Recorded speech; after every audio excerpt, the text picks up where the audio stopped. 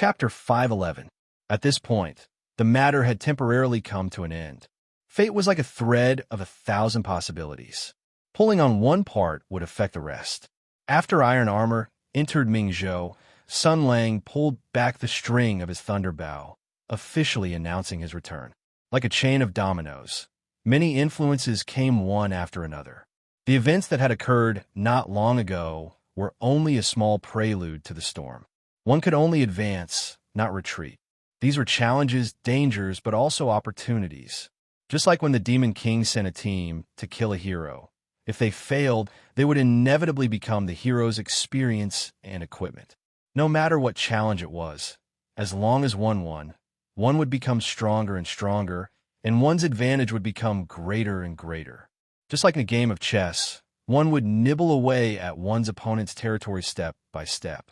The enemy was Tensei Province. The enemy was the Emperor. The enemy was the Yuanzhou Imperial Army. And the enemy was the entire empire. There was no right or wrong in the grudges involved, and there was no such thing as forgiveness or forgiveness. As the saying went, one side had to kill the other for this matter to be resolved. This was the only way. It had to be this way. For this, he needed allies, needed more help, whether it was foreigners or locals, whether it was former subordinates or new friends, whether they were loyal or had ulterior motives. My turn, it's time for me to make my move. Today, a blazing angel crookedly landed on a mountain near Hongsheng. This was the place where Qi Guanyan's wife and loyal servants were buried. A grass hut had already been built next to it. After Madame Wang and Uncle Chong were buried, Qi Guanyan had stayed here and never left the mountain. He had handed over his authority as great general and isolated himself from the chaos and clamor of the secular world. In these days, he had given up on the enormous power that countless people scrambled for, put down his so-called dreams and ambitions, and instead obtained an unprecedented peace. Unfortunately, this so-called epiphany was often accompanied by a price. The two graves had been cleaned up, spotless, and without a single blade of grass.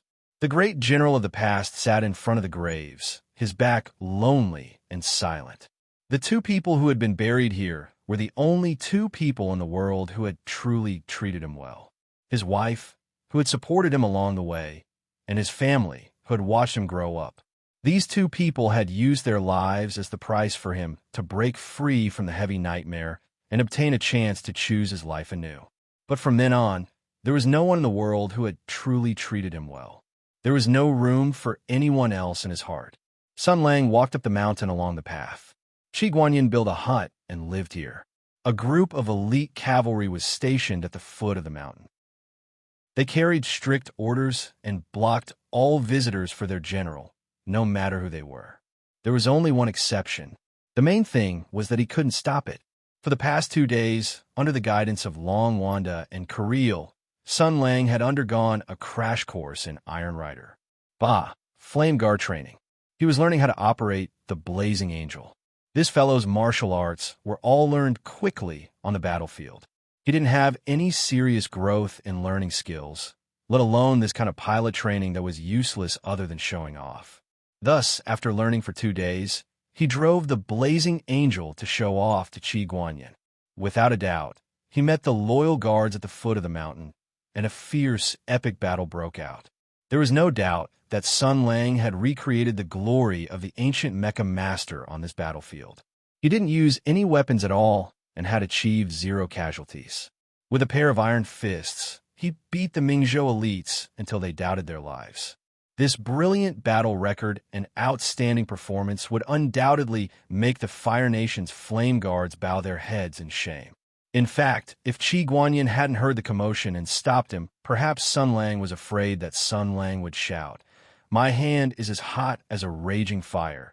It roars and makes me spread despair and terror, the evil of this world from the deepest part of the world, break through the shackles of steel, reveal its true face, explode." Hearing Doomsday Fist or something like that. It was simply too terrifying. Sun Lang sat down beside Qi Guanyan and handed over the small bottle in his hand. "Try it." Qi Guanyan knew what it was. He took it and smelled it. "It's so light." Sun Lang smiled. "This is to be sold to the Russians. I specially took their taste into consideration. It can be distilled and filtered in a few days. There's no need to store it. It's simple and crude. The former general smiled and took a sip. He frowned. What kind of wine is this? It can't be helped. The Russians like this.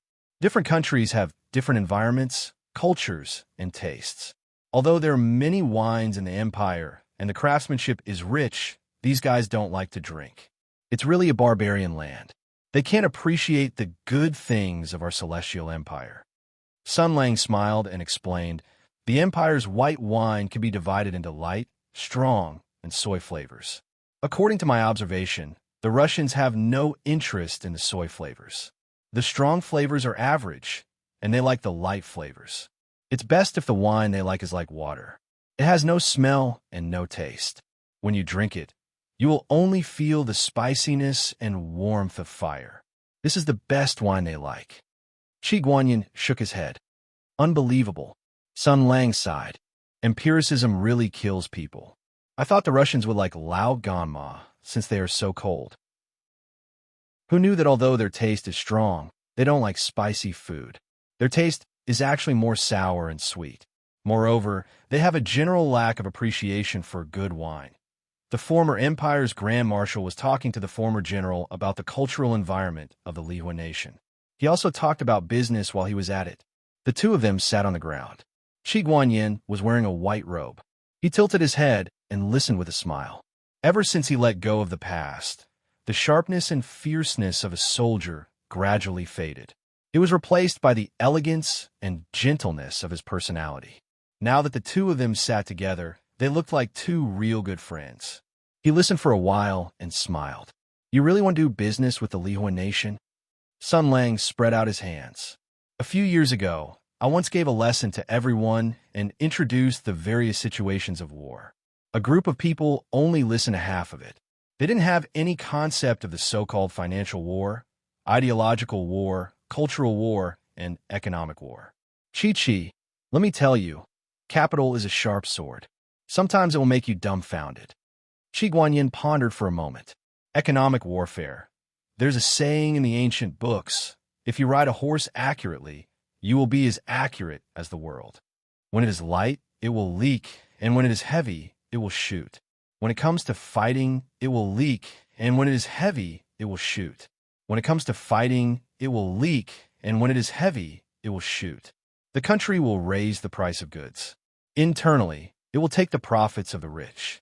Externally, it will rob the wealth of other countries. Is this the principle?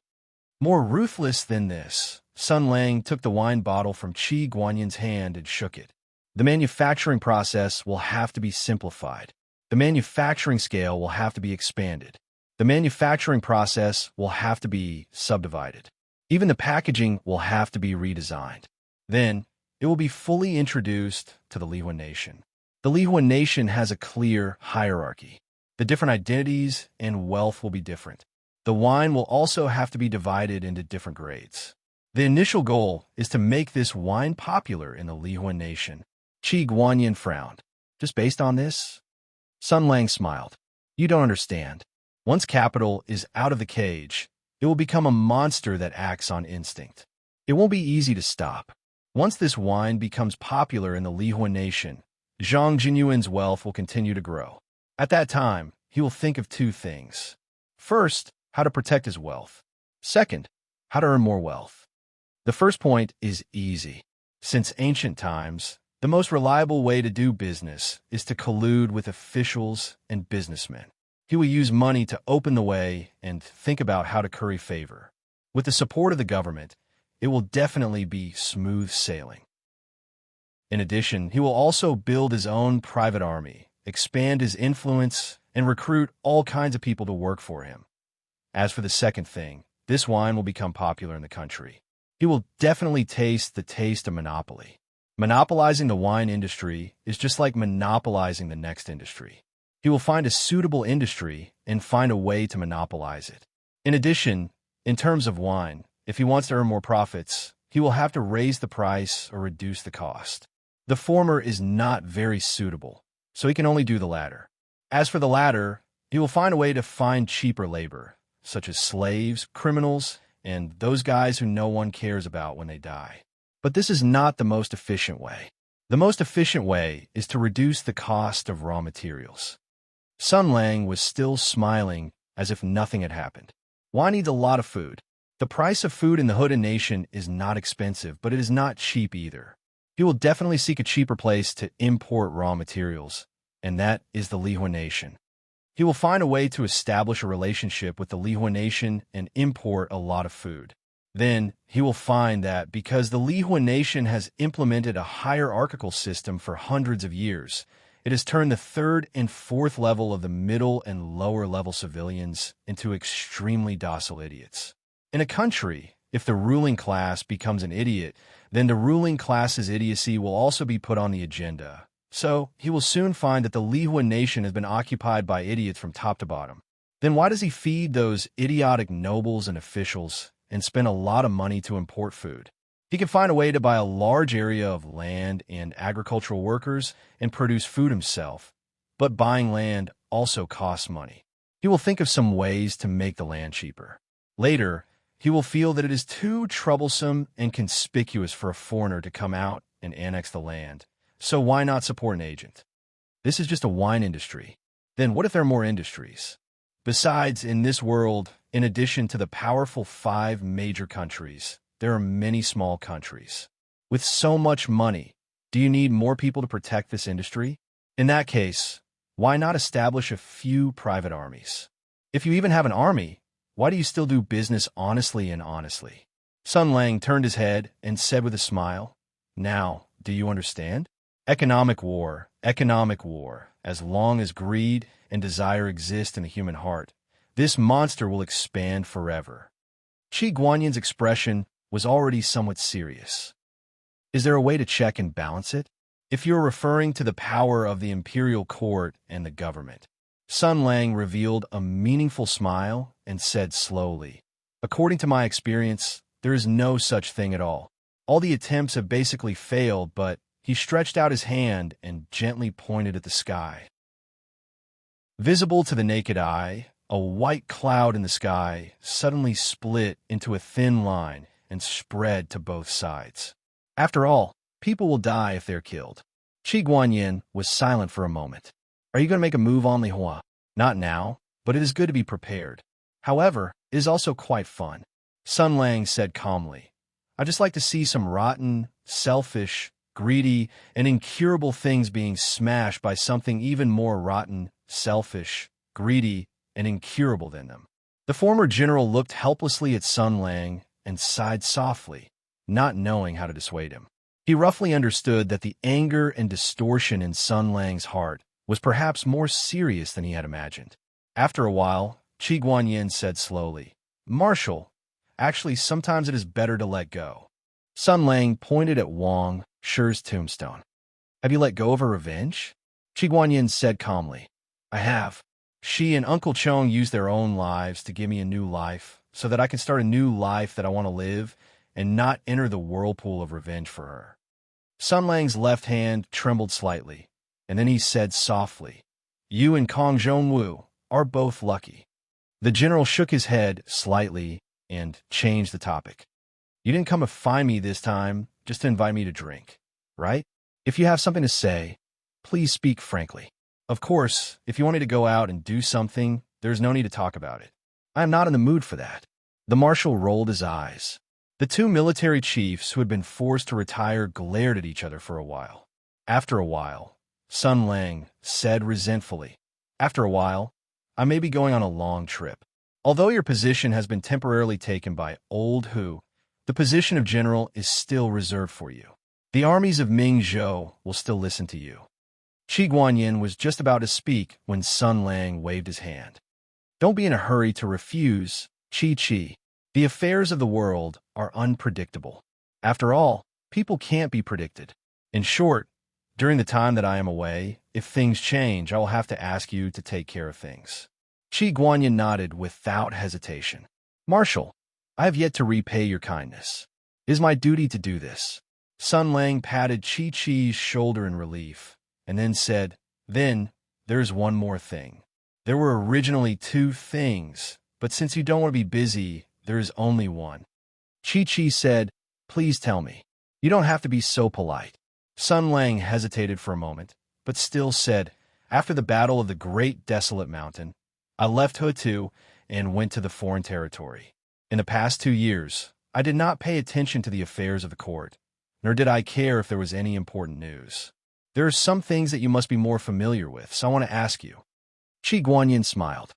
"I will tell you everything I know. Please ask. Then I will ask."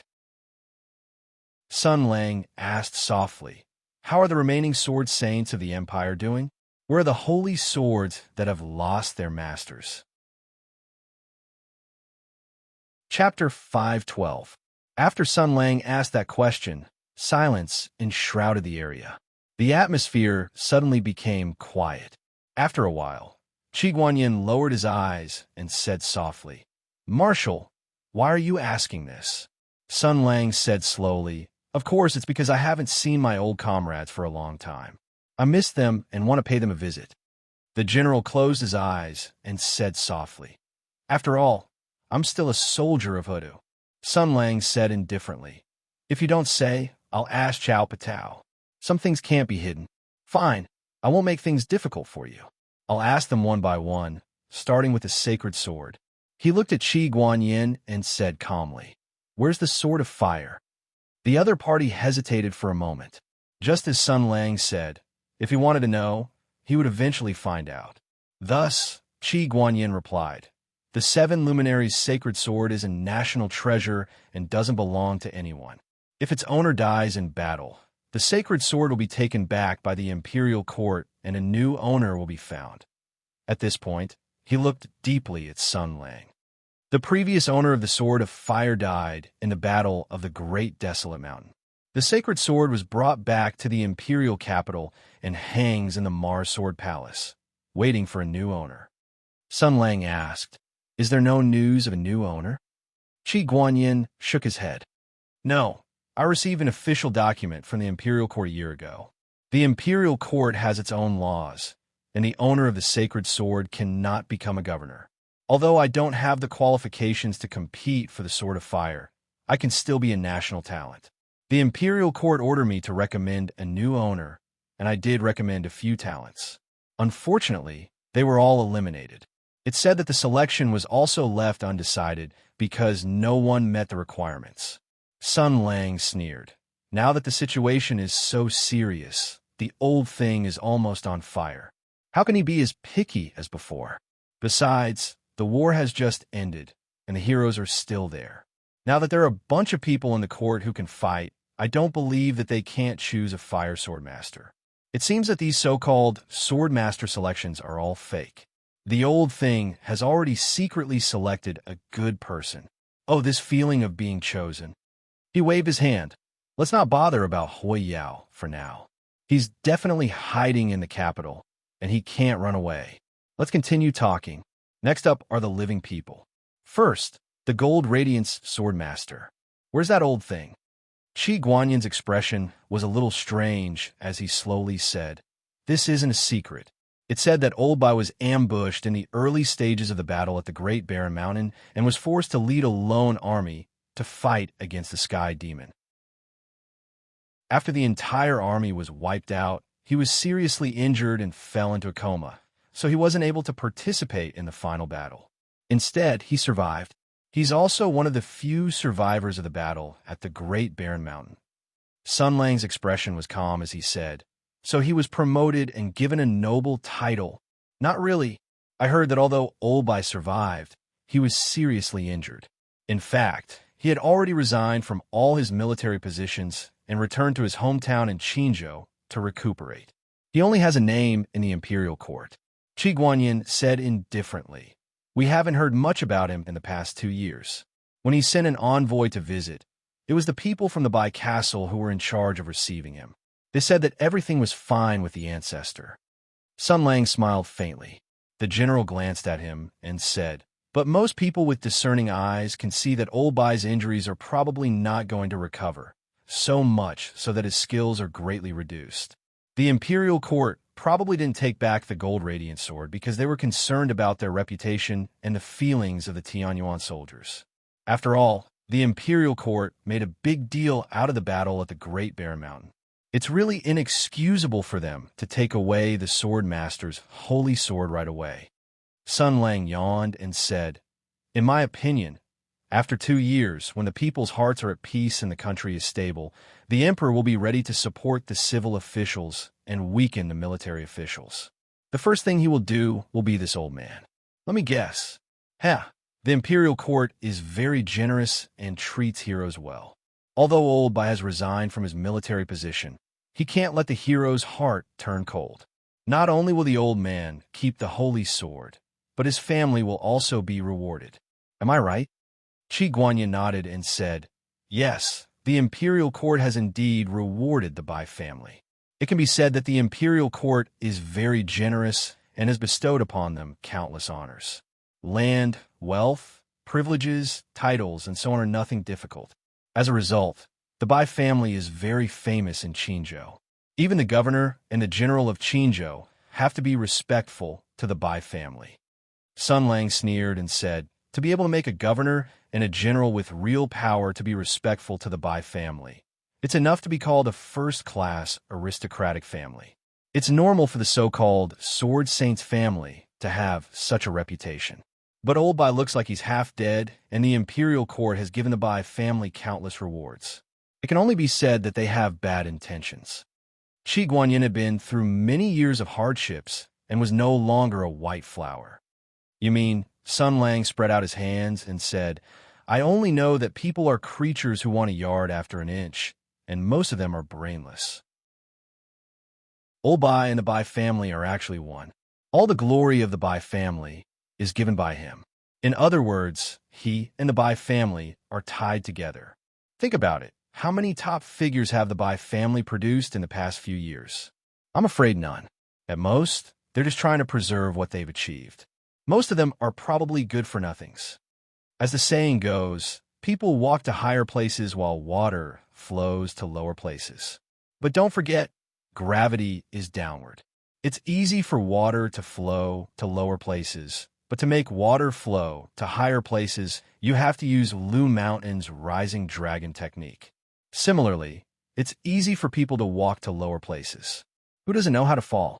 But it's difficult for people to walk to higher places," he laughed and said, "especially the young people of the Bai family. Before it's their turn to work hard, a huge meat pie has fallen on their heads. They don't need to work hard, but they can do whatever they want in the Qinzhou.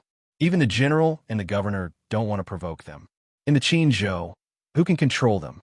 After realizing this, the whole Bai family will quickly fall. It's fine if they just eat and wait for death. I'm afraid they won't be satisfied with this. First, they will go on a rampage, then they will bully people, and then they will treat people's lives like grass. According to this train of thought, sooner or later they will make big news." Qi Guanyin said thoughtfully, "By then, no, it's the time when the emperor is ready to deal with the military officials." Sun Lang corrected him. "By then, the misdeeds of the Bai family will be piled up on the emperor's desk. Then, the whole world will know about it. The evidence will be conclusive, and the resentment of the people will be boiling. The military officials will have nothing to say. Then, the autocratic fists of the feudal dynasty will smash the Bai family's face. Then, His Majesty pardoned the Bai clan and took back the gold luminary sword. It would be better to wipe out the entire Bai clan. Sparing their lives for such a serious crime would make all the other martial merits of Tianyuan Empire disgraced. The Bai clan would lose its former glory and fall rapidly." "That's right," Zhang Tai said with a smile. "The Bai clan should be wiped out. Sparing their lives would make all the martial merits of Tianyuan Empire suffer." After hearing this, Qi Guanyin sighed. Although it was only Sun Lang's side of the story, he knew that Sun Lang's guess was probably right. After all, he was a soldier. He couldn't help but sigh. "Old Mr. Bai is a hero," Sun Lang sneered. "Let's not talk about whether he is a hero or not. It has been 2 years since the incident in the Great Bear Mountain. Calculating the time, we have left a year of buffer. That is to say, the second generation of the Bai family has been fattening for at least a year. According to the nature of the so-called noble families, who knows how many lives have been lost? Even if we kill the entire Bai family, they won't be able to complain. Who can they blame? Qi Guanyin wanted to say something more, but Sun Lang waved his hand and said, "All right, I already know about old Mr. Bai. Now it's time to talk about the sun and the moon. Where are they?" The general paused for a moment and replied, "It's not a secret. They're still guarding the Wild Husbandry Pass in Jin Province." Sun Lang snorted. After thinking for a moment, he shook his hands and said slowly, "I know." Then he stood up and stretched. "I'm leaving. I'll come and play with you in 2 days." Qi Guanyin was stunned again. He said, "So early?" Sun Lang waved his hand and said, "The Russians are quite efficient. My friend from Lihua and I have a batch of troublemakers coming in 2 days. I wanted to ask if you were interested in practicing my new training method. Since you are too lazy to move, I have no choice but to do it myself." Qi Guanyin said with a subtle expression, "Is it that political commissar setting, slogans brainwashing, ideological education, collective transformation, and the like? Forgive me for being stupid, but I really don't know the meaning of these." Sun Lang laughed. "Those are the felons I got from Lihua. I took a look at the list before. The Russians are really sneaky. Although they did send felons, they are all lunatics, murderers, and warmongers. I was still hoping that they would send a few taboo scientists who were locked up and hung up for a beating because they made a mistake along the way." Qi Guanyin smiled. "They're not fools. Why would they send such talents over?" Sun Lang smiled. "That's not necessarily true. If you work harder next time, you might be able to get them. But these lunatics are not without merit. At least they could be used as lab rats. They're all scum anyway, so it doesn't matter if they all die. If my plan succeeds, then it will be a lot of fun." Qi Guanyin shook his head. Although he was a rare military theorist and master of military techniques in this era, he still could not understand Sun Lang's plan, which was like a fantasy story. "Then I'm leaving." Sun Lang glanced at the tombstones of the Wang family and Uncle Chong, nodded slightly, and then turned to leave. Qi Guanyin did not get up to see him off. With his back to Sun Lang, his gaze slowly became meaningful. After a long time, the Grand General said in a hushed voice, 3 people and a sword. Among the 7 luminaries, why did the Marshal only ask about these 4? Could it be? Sun Lang walked down the mountain, deep in thought. After a long time, he looked up and smiled self-mockingly. What's there to think about? Isn't it obvious? About an hour later, the blazing angel landed in the backyard of the Marquis' mansion. The Marquis' mansion had been busy and lively lately. After all, Old Hu, who was acting as Ming Province's military authority, had boarded Sun Lang's pirate ship. Lu Zhou had also taken the initiative to side with Sun Lang. Hence, there was no doubt that Sun Lang was the one in charge of Ming Province. In other words, wherever Sun Lang was, Ming Province's center of power would be there as well. Naturally, Sun Lang was in Marquis Jing'an's mansion. Old Hu and his family were also staying here temporarily. Moreover, many major events had happened in Ming Province recently. Not only did he have to deal with the next round of attacks from the imperial capital, but he also had to cooperate with Hu Shouxin to peacefully take over Ming Province's military authority. He was also in charge of the communication and cooperation with Li Fire. Lu Shoyin had been diligent in his work recently. It could be said that he was in pain and joy at the same time. The internal affairs of Ming Province were nothing, but the matters regarding the imperial capital and Li Fire were of the utmost importance. Lu Zhou did not dare to make decisions himself. He could only run here every 2 to 3 days to ask Sun Lang for guidance.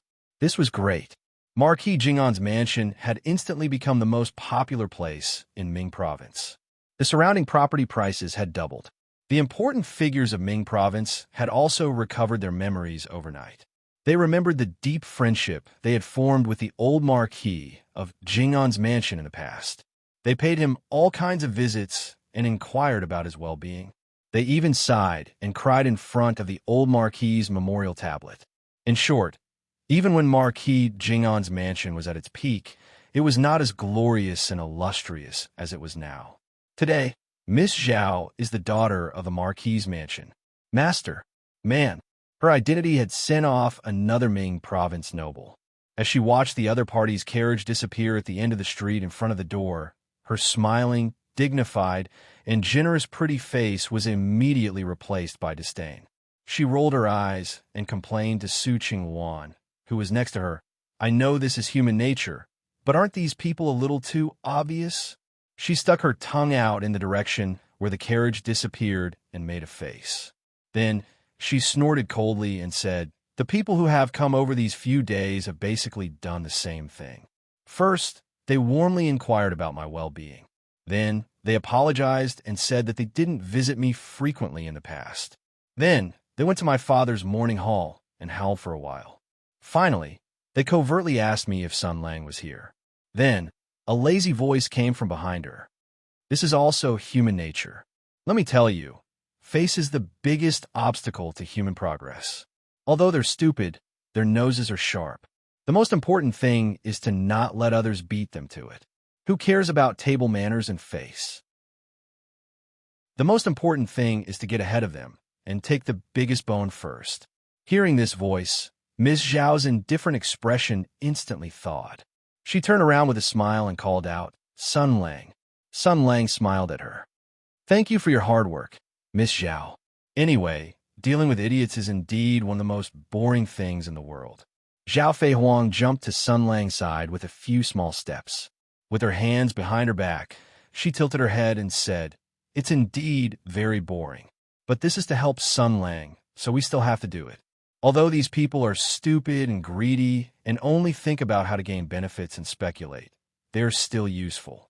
So we still have to stabilize them first." "I know," Sun Lang said softly. "Thank you. With your help, I'm much more relaxed." Miss Zhao giggled. "Of course. After all, I'm not a vase."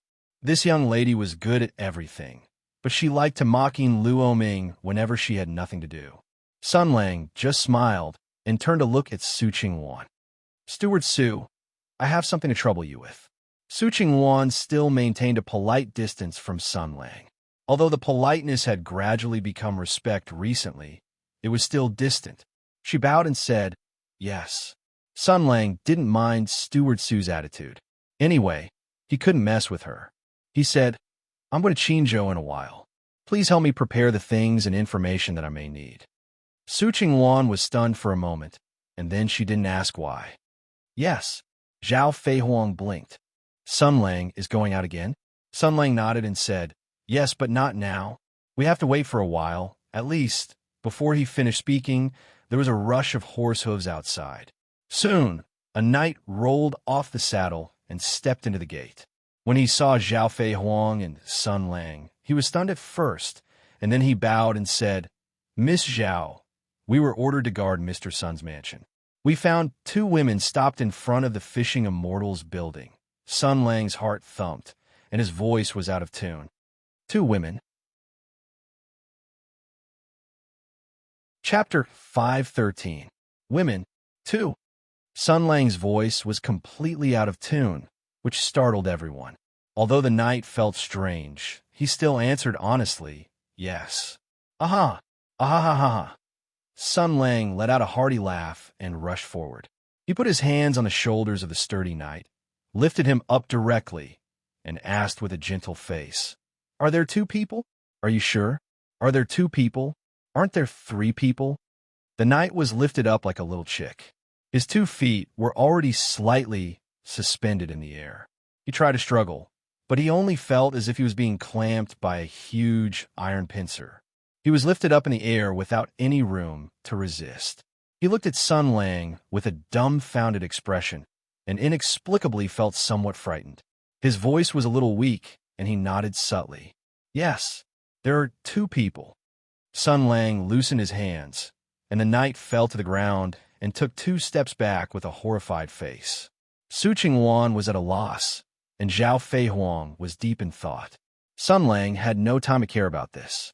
He paced back and forth a few steps, feeling that the weather was a little cold today. "No, calm down first. Anyway, let's find the moonlight cache first. No, don't panic. The situation is still serious at this moment." Miss Zhao asked softly, "Sun Lang, what's the matter? Who is looking for you?" Sun Lang shook his head like a lion, with a stiff smile on his face, and said very quickly, "They may not be looking for me. Maybe they're looking for someone else. Maybe they are relatives of the former owner of the immortal fishing house, right? Although they are two women, they may not have anything to do with me, right?" Miss Zhao seemed to understand something, but she still said, "Didn't Sun Lang say that General Zhao and the others would come over soon? Maybe General Zhao and the others. Otherwise, why would they go to the immortal fishing house first?" Eh. Sun Lang blinked his eyes, and the stiff smile on his face suddenly disappeared without a trace. He tilted his head, looked at the sky, and thought hard for a moment. The sudden mental retardation caused by his agoraphobia was finally relieved. He thought hard and muttered to himself, "Then there should be 3 people." He thought for a while, then shook his head like a lion and stared at the knight who reported the news. The knight sensed Sun Lang's powerful gaze and instinctively took a small step back. Sun Lang hooked his finger. The other party clearly showed an expression of resistance, but still moved over with a solemn expression. Sun Lang pondered for a moment and said in a heavy tone, "Those 2 women, did they bring any weapons with them?" The knight shook his head weakly. Sun Lang heaved a sigh of relief and asked, "Then did they break down the door?" No. Sun Lang heaved a sigh of relief and asked, "Then what do they look like?" The knight whispered, "They are very beautiful." Sun Lang patted his head and said, "Nonsense, I didn't ask about that." The knight was smart enough to immediately understand Sun Lang's meaning and said directly and quickly, "One of them is very tall and cold, and the other is a little girl." Hearing this, Sun Lang heaved a long sigh of relief and then burst into laughter. The knight was startled and whispered, Why are you laughing, Mr. Sun?" "Nothing." Sun Lang took out a handful of broken silver from his pocket and stuffed it into the knight's hand. "Take it and go whore." After sending away the confused knight, Sun Lang's face was filled with the joy of surviving a disaster. He paced back and forth on the spot, muttering to himself, I'm really thinking too much. How could the news spread so quickly? The Emperor and the others can't even wait to cover it up. How could they be so kind as to tell them?" Zhao Feihuang asked in a low voice, "Who is it?" Sun Lang cleared his throat and stood proudly with his hands behind his back, as if nothing had happened. Nothing. I thought it was an old friend that I haven't seen for a few years." Ha ha ha. Miss Zhao looked at Sun Lang's appearance and had already guessed most of it, but she was very smart and didn't point it out. Instead, she went along with Sun Lang's words and said with a smile, "Seems like it isn't." Sun Lang nodded and said proudly, "It's obviously Aunt Lu and Sima Ping. How can it be them? I must have missed them too much, so much so that I made a mistake. Listening to the wind and believing the rain. I still need to improve my posture. I should have realized it long ago. How can they come?" He turned around and gave a thumbs up, revealing a bright smile. "I'm a professional marshal. I'm a meticulous strategist. They definitely wouldn't know about this. Who would tell them? How can they have a reason to come? What am I worried about?" Miss Zhao nodded repeatedly and said, "Then why don't you go and receive them? Also, didn't you say that General Zhao is traveling with Master Lu and the others? Why don't I see General Zhao?" Sun Lang nodded and said, "You're right. I'd better go and welcome them." Then he hummed a song and happily skipped out the door like a little deer. Miss Zhao stood in front of the door and waved at Sun Lang's back. After watching his figure disappear at the end of the street, the gentleness and smile on her face instantly disappeared. She turned around and jumped into the door without saying anything and ran back in a hurry. As she ran, she shouted, "Where's the cow? Cow, hurry up and come out. Something big happened. The worst-case scenario that he expected didn't happen. Sun Lang didn't have to be battered and exhausted and escape in a panic. Instead, he happily welcomed his harem. This undoubtedly made his mood very good, especially Master Lu. Master Lu is here. Although Sun Lang had let the Fiend Sword Ji-Du escape due to the transformation of Lu Zhen's Fiend Sword, he had also obtained an unexpected precious treasure. That was Auntie Lu, who had obtained a portion of the Fiend Sword's power had become able to resist the power of the Bao Jian. In other words, Master Lu can be controlled. Great. But the woman from before refused in every way possible. Presumably, as a young woman who was worried about getting married, once she found that she had a market again, she picked up the childish and pretentious feelings of youth.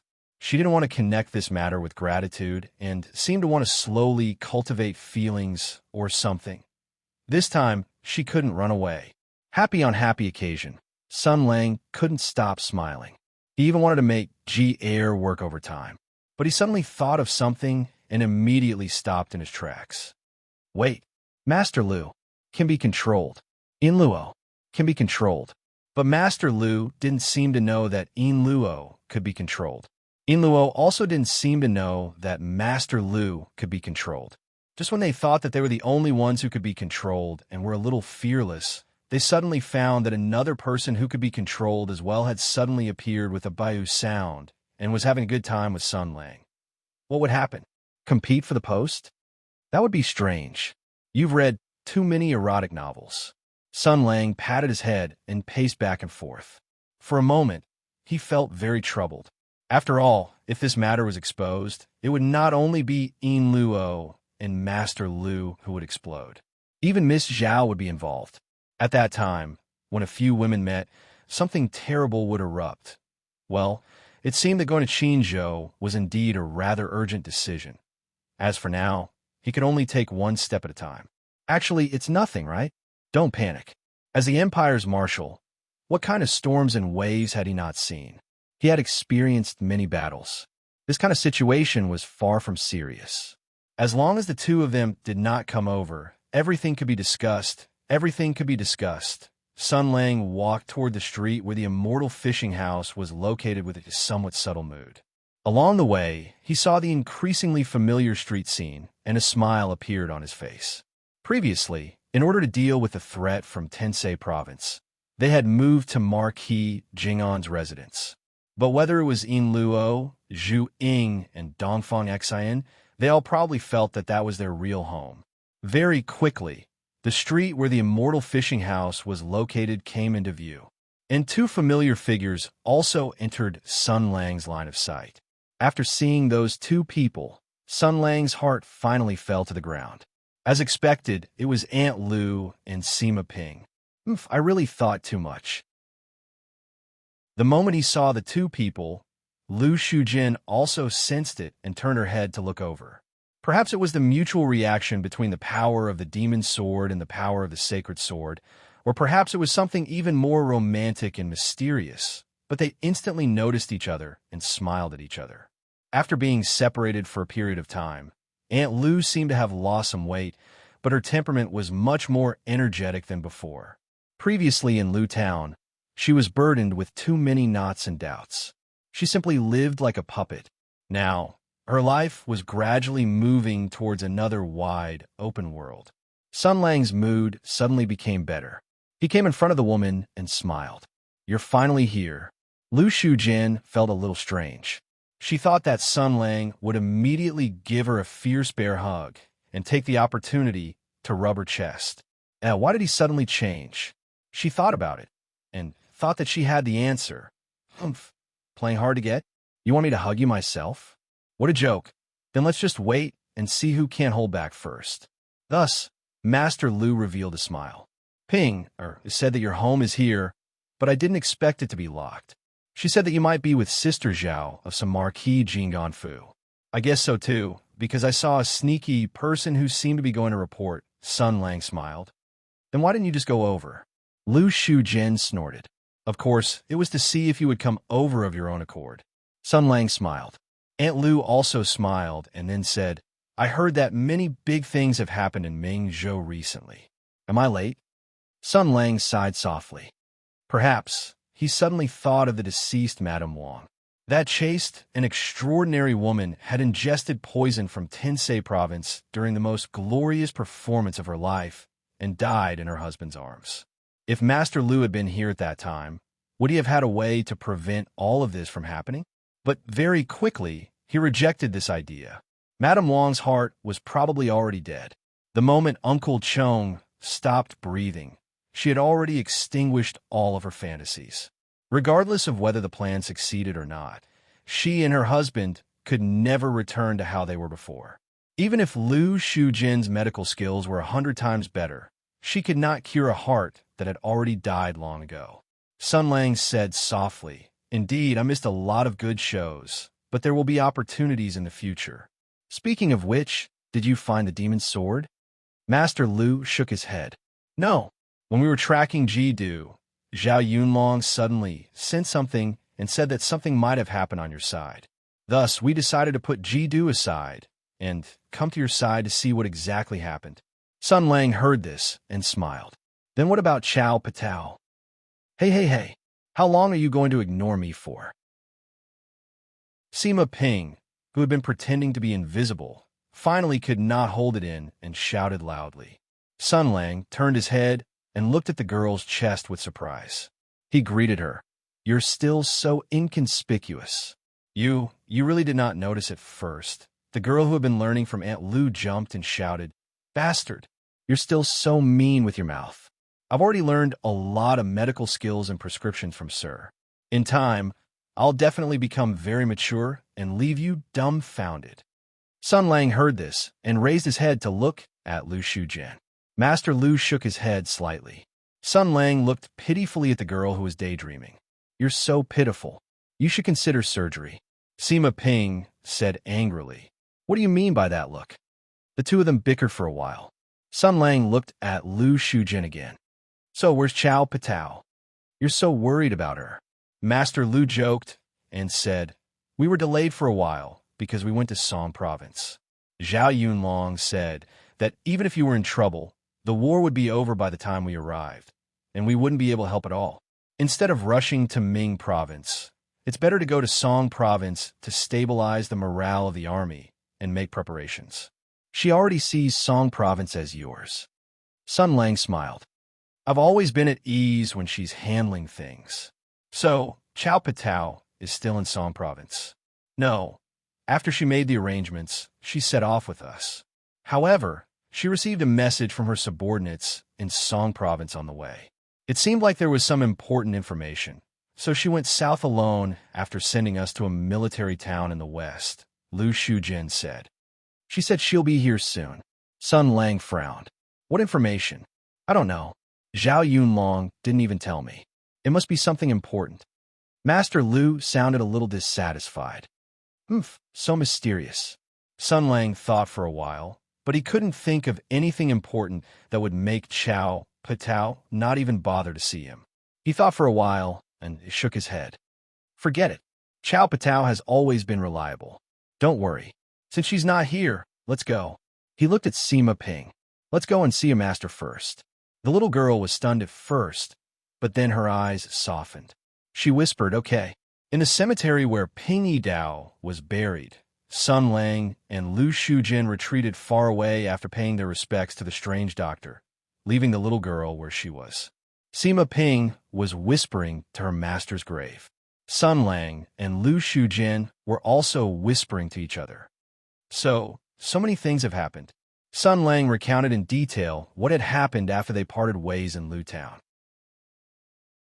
The imperial envoy went north, the conspiracy against Hushou Xianjia entering Ming Province, Sun Lang pulling the string of his thunderbow, the surging undercurrents under the silence of the court, the poisonous scheme in Tensei Province, Qi Guanyan's confusion, and the sacrifice of the Wang family.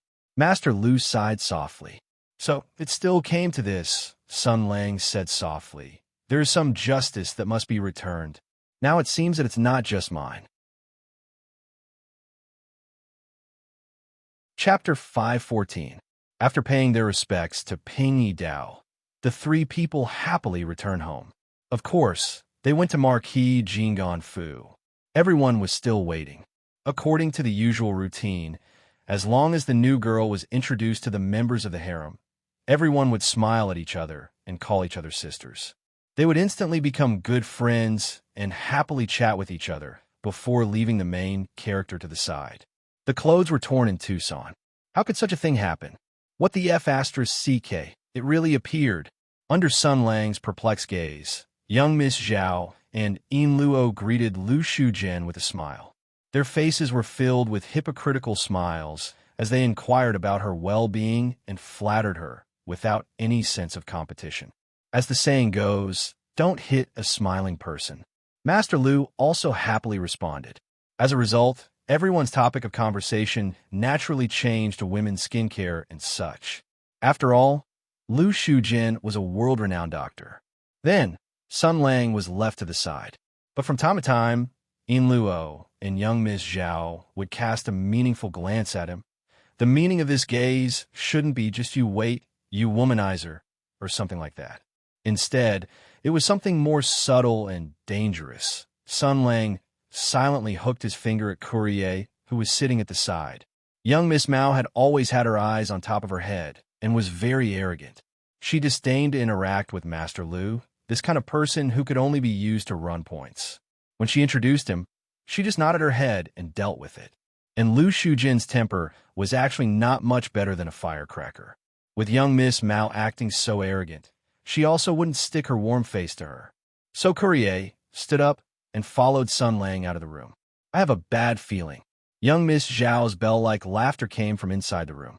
Sun Lang pursed his lips and said, "Did the two of them eat the wrong medicine? That imperial cow has never eaten the right medicine." Courier snorted, "But that woman surnamed Zhao is very scheming. There must be a reason for her to act like that." Sun Lang frowned. "What's the reason?" Mao Mei said, "I'm not too sure. I only know that not long ago, Zhao Feihuang dragged Akiro to her room in a hurry. The two of them whispered for a long time." Sun Lang's eyes widened. "The two of them are actually talking about the same thing?" Courier shrugged. "I was also very curious, so I wanted to go over and listen. But for some reason, once I got close, I was discovered by them." Sigh. "Has a cow's nose become so sensitive?" "I don't think so. Most likely, Miss Zhao's psychic ability sensed your approach." Sun Lang's heart was filled with suspicions. This Miss Zhao and Yin Luo were simply natural enemies. The two of them were actually able to hide in the secret room for such a long time. If they weren't having sex, then they must be carrying out some kind of dirty transaction. Their abnormal behavior and overly enthusiastic attitude towards Master Lu were simply too suspicious. Could it be? Could it be that they had learned from some unknown channel that Annie Lu also had the ability to resist the great health force and realize the extreme crisis brought by this matter? In order to eliminate the sudden appearance of a competitor, the two women who had always been at odds with each other decided to join forces. So, the next routine was for the two of them to feign civility with Annie Lu, lower her guard, and get closer to each other.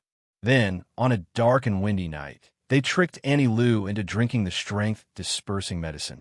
Then, Miss Zhao smashed the cup as a signal, and Yin Luo, the executioner wearing a power armor and holding a flaming hatchet, rushed in and cut open Annie Lu's lower abdomen. Then, with a twisted smile, Miss Zhao reached her hand into the wound a few times. Her face was stained with blood, and she said with a smile, "Hee, liar, there is no child at all." Courier's expression was subtle. "What are you thinking? Day and Mingzhou? Huh? Forget it." Sun Lang waved his hand with a subtle expression. Mao Mei's intuition was very good. She looked suspicious and said, "I feel that you are very strange today." Sun Lang laughed and said, "It's just your illusion. What's wrong with me? Do you want to say that I am afraid? Are you kidding? I am so powerful. What would I be afraid of? Is there anything in this world that can make me afraid? Jia. I'm the strongest." Mao Mei sighed and did not speak. Sun Lang immediately changed the subject. "Speaking of which, how is Li Hua doing?" After these days of negotiation and communication, the previous verbal agreement between Sun Lang and the ancestor of origin, the devil, had gradually turned into actual terms. Perhaps with the will of fire pushing and pressuring, Li Hua was very efficient. It was said that the first batch of trading goods in the agreement would soon arrive. Hearing this, Courier was refreshed. Mao Mei was entrusted by Sun Lang to be one of the candidates in charge of contacting Li Hua. After all, She held a high position in the church and knew many secrets in detail.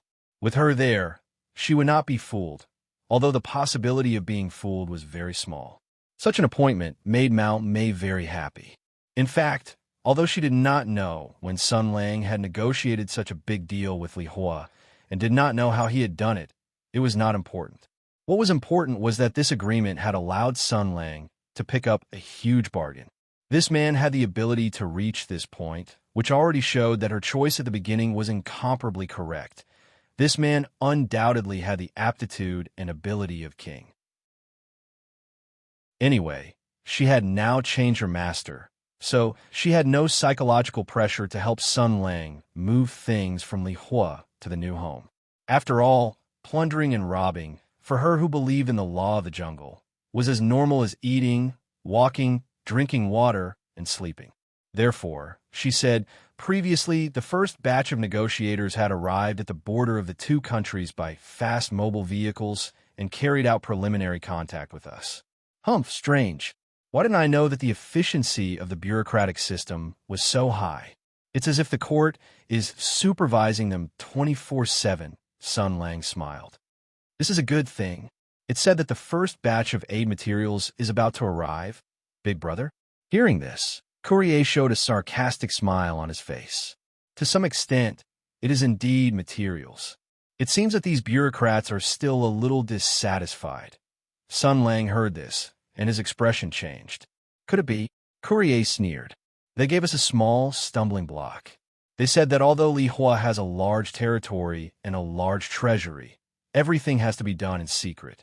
Therefore, to secretly mobilize such a large amount of materials and funds, it will take a period of preparation work. Only a portion of the materials are ready-made, and they're not far from Ming province, so they can be sent over at the fastest speed. Sun Lang smiled. It's almost as I guessed. I also thought that those felons would be sent over first, so I want to ask Qi Guanyin if he was interested in being an instructor. But now, it seems that it is faster than I thought. Courier said lightly, the Gulag. Those felons come from the notorious Gulag Purgatory, where the most dangerous criminals in Li Hua are imprisoned. Sun Lang's eyes lit up. Do you know where it is? It sounds like a good place. The Gulag Purgatory does not refer to a prison. It is more like a department responsible for the management of prisoners. Its function is not only to detain and imprison, but also to take care of manpower, logistics, and construction. The huge number of prisoners from all over the country is their best resource. The situation is much more complicated than you think. Courier said lightly. In the Gulag, most of the prisoners are normal. Some have even violated a not very serious law or committed crimes such as theft. Then, under the ruling of the local courts and tribunals, they are sent to the Gulag Purgatory for punishment and reform. They say that they will use the blazing flames to cleanse the darkness and evil in their souls. But in fact, they are free and easy labor. They use their strength and flesh to open up the land with a harsh environment for the theocracy. Sun Lang clicked his tongue. Then what about those felons? Are they also carrying hoes to be reformed through labor? How is that possible? Those are the most dangerous lunatics in the world. Even if they only have a hoe in their hands, they can kill 3 people in the blink of an eye. Moreover, although they have committed serious crimes, the theocracy is reluctant to kill them because they are double-edged swords. If they're used well, they can also kill people. They are different from ordinary prisoners. If they are rescued, the consequences will be extremely serious. Therefore, the theocracy imprisons and guards against them at the highest level. They must be locked up in an extremely secret place. Speaking of this, even Courier's face showed some hesitation. What do you want those people for? To train them into men of sacrifice? I have seen the list. To be honest, the people on it scared me. Some of them, I even thought they had died long ago. Sun Lang gave a thumbs up and said proudly, I want to use truth and justice to reform them. As the successor of the sickle and hammer cult, I am very good at turning ghosts into people. Mao Mei looked at Sun Lang's confident appearance and shook her head. It's good that you know what you are doing. I just want to give you a piece of advice. Never let down your guard against those guys. Also, be careful. I feel that the cult will definitely plant spies in this group of people. Sun Lang smiled mysteriously. Then they will definitely receive a big surprise. Just as they were talking, Ms. Zhao's voice came from inside. Young Master Sun, what are you saying to Courier? It's almost time to eat. Sun Lang smiled at Courier. Let's go. Because of the arrival of Lu Shujin and Sima Ping, the Marquis of Jing'an's Fu was very lively. Because of the recent turmoil in Mingzhou, everyone was busy gathering power, consolidating the illegal regime, and preparing to challenge the central government. They had been very busy. Taking advantage of this opportunity, they could finally relax. As the magistrate of Mingzhou, Lu Shoyin coordinated the work of all parties in his capacity as the provincial party committee. Hu Shouxin temporarily acted as the commander of the military region and firmly grasped the style of the military. And Miss Zhao, as the descendant of a loyal family, managed the family business well and had a lot of local influence. Naturally, she was an outstanding representative of the villagers. Taking advantage of this great opportunity, she also enthusiastically participated in social activities and contributed to the unity of the imperial court and the villagers. There is no need to mention Zhang Jianyuan, this kind of progressive entrepreneur. Recently, he was busy expanding the scope of his business, attracting foreign investment, launching foreign trade, prospering the country's economy, and stimulating local domestic demand.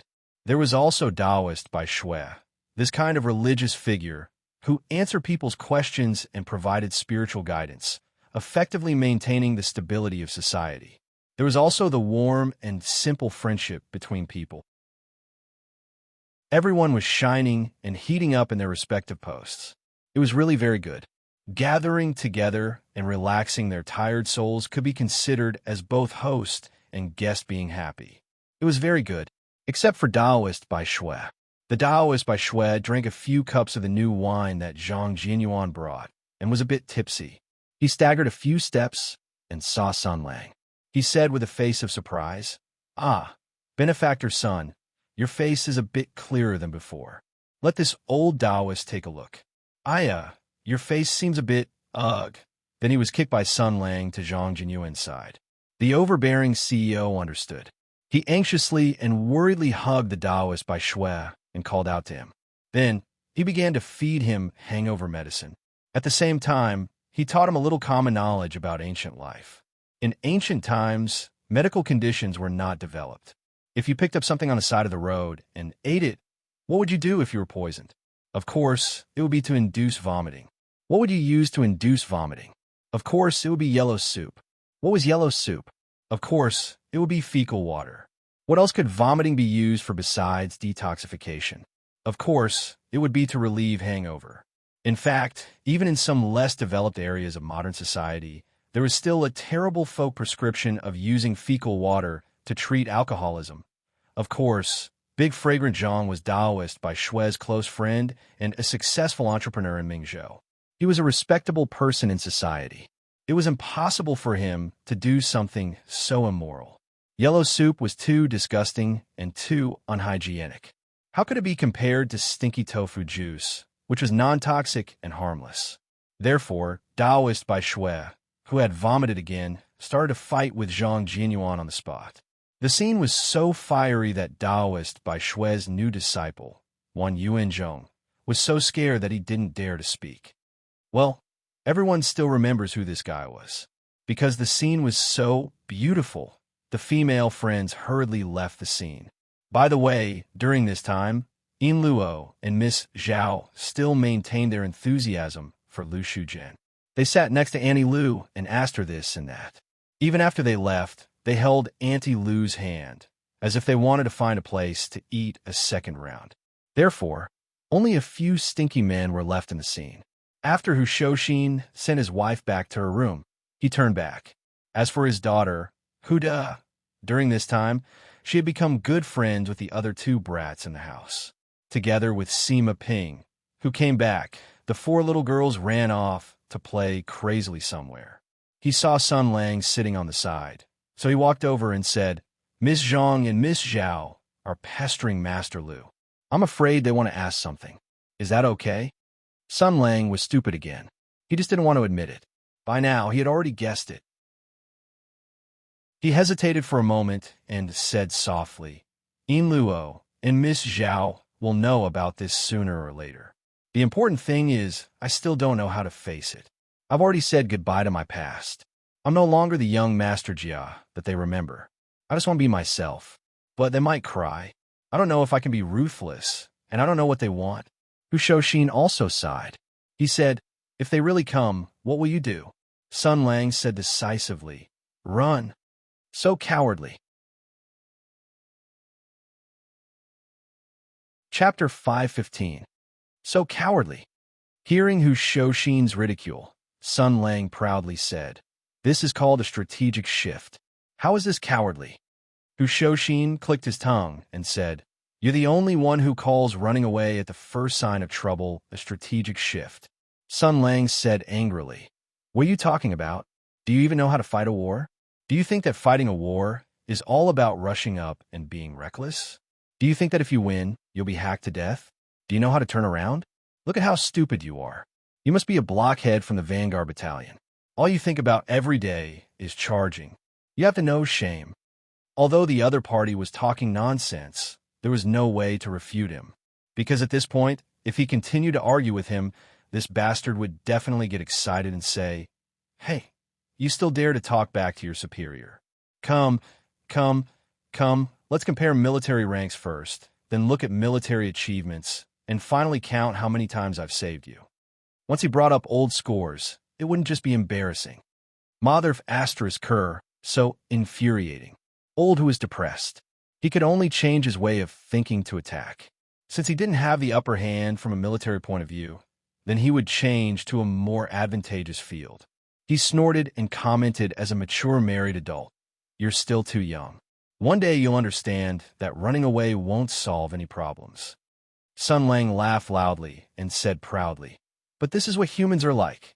They clearly know that there's no point in delaying a draft. Sooner or later, the editor with a shotgun will blast their door open with a C4. But before their head is blown off by a bullet, they still firmly believe that they can rely on their own efforts to overcome death and obtain freedom. This kind of courage that knows it's impossible but still dares to do it. This is the infinite possibilities of humans. Although I don't really understand, this seems to be a rather terrible behavior." "What are you talking about?" Sun Lang said angrily. "This kind of stubborn resistance and persistence of humanity is already comparable to the persistence of students who don't do homework even on the last day of the holidays. Isn't that even worse?" Sun Lang said disdainfully. "So there's nothing to say to a stupid person like you." Hu Shouxin nodded and said, Yes. In any case, the one who will die will be you, not me." Sun Lang glanced at him, then cleared his throat, looked at the moon in the sky, and took a deep breath. Shut up. F***CK. What's the point? Hu Shouxin roared. "How long are you going to talk about this?" "Huh?" Sun Lang said nonchalantly. "I've already said it. Of course, I'm waiting for something more interesting to appear." Old Hu said gloomily, "Do you think you're very comfortable? I'll be waiting for a good show. When Instructor Lin and General Shui arrive, I'll definitely remember the way you run away and cry for your parents." How could Sun Lang be threatened by others? He sneered. "What? Do you want to hurt each other? Come on, when will the two of them receive the news? Believe it or not, if I yell now, the whole Ming Zhou will know about you. F***CK. If I don't use a loudspeaker, I won't be able to deal with you." Hu Shouxin said fiercely, "If you dare to do that, I'll immediately run to Zhang Yin Luo and tell them all about your past scandals. Not only Instructor Lin and General Shui, but also..." Sun Lang took a deep breath and roared, "Mine." Hu Shouxin rushed over at lightning speed and hugged Sun Lang. "Brother, don't talk. Brother. I was wrong, okay?" Sun Lang said with a shocked face. "So cowardly." Old Hu cried in his heart and could only say in humiliation, "Isn't this a strategic shift?" Sun Lang nodded with satisfaction. "You're a fast learner. F***CK, you little bastard. Wait, Wait, wait, wait, wait, wait. Wait and see. Old Who swore in his heart while pretending to be polite to Sun Lang, planning to let the little bastard know how powerful he was. The two of them smiled hypocritically for a while, and then began to talk about work. They first discussed the movements in the capital, and then the policies toward Lee Fire. We don't have to be too vigilant against Lee Fire for now, but we can't let down our guard. In terms of geography, the divine power of flames will always be the biggest potential enemy of Hutu. This is an objective fact, and it will never change based on the strength of the country or the relationship between the two countries. We can't even let down our guard because of their cooperation this time. Sun Lang said, although the enemy of my enemy is my friend, Ming Zhou is sandwiched between the two countries and borders Lee Fire. Our geographical position is even more awkward. Old Who nodded. Qi Guanyin is still powerful. With his influence and orders, I've almost grasped the situation of the armies in Mingzhou, but I'm afraid that they won't be able to fight a tough battle. Sun Lang smiled. Of course, we don't expect them to fight for us, but we can still pretend. Our confrontation with Hutu is mainly on the court and the negotiation table.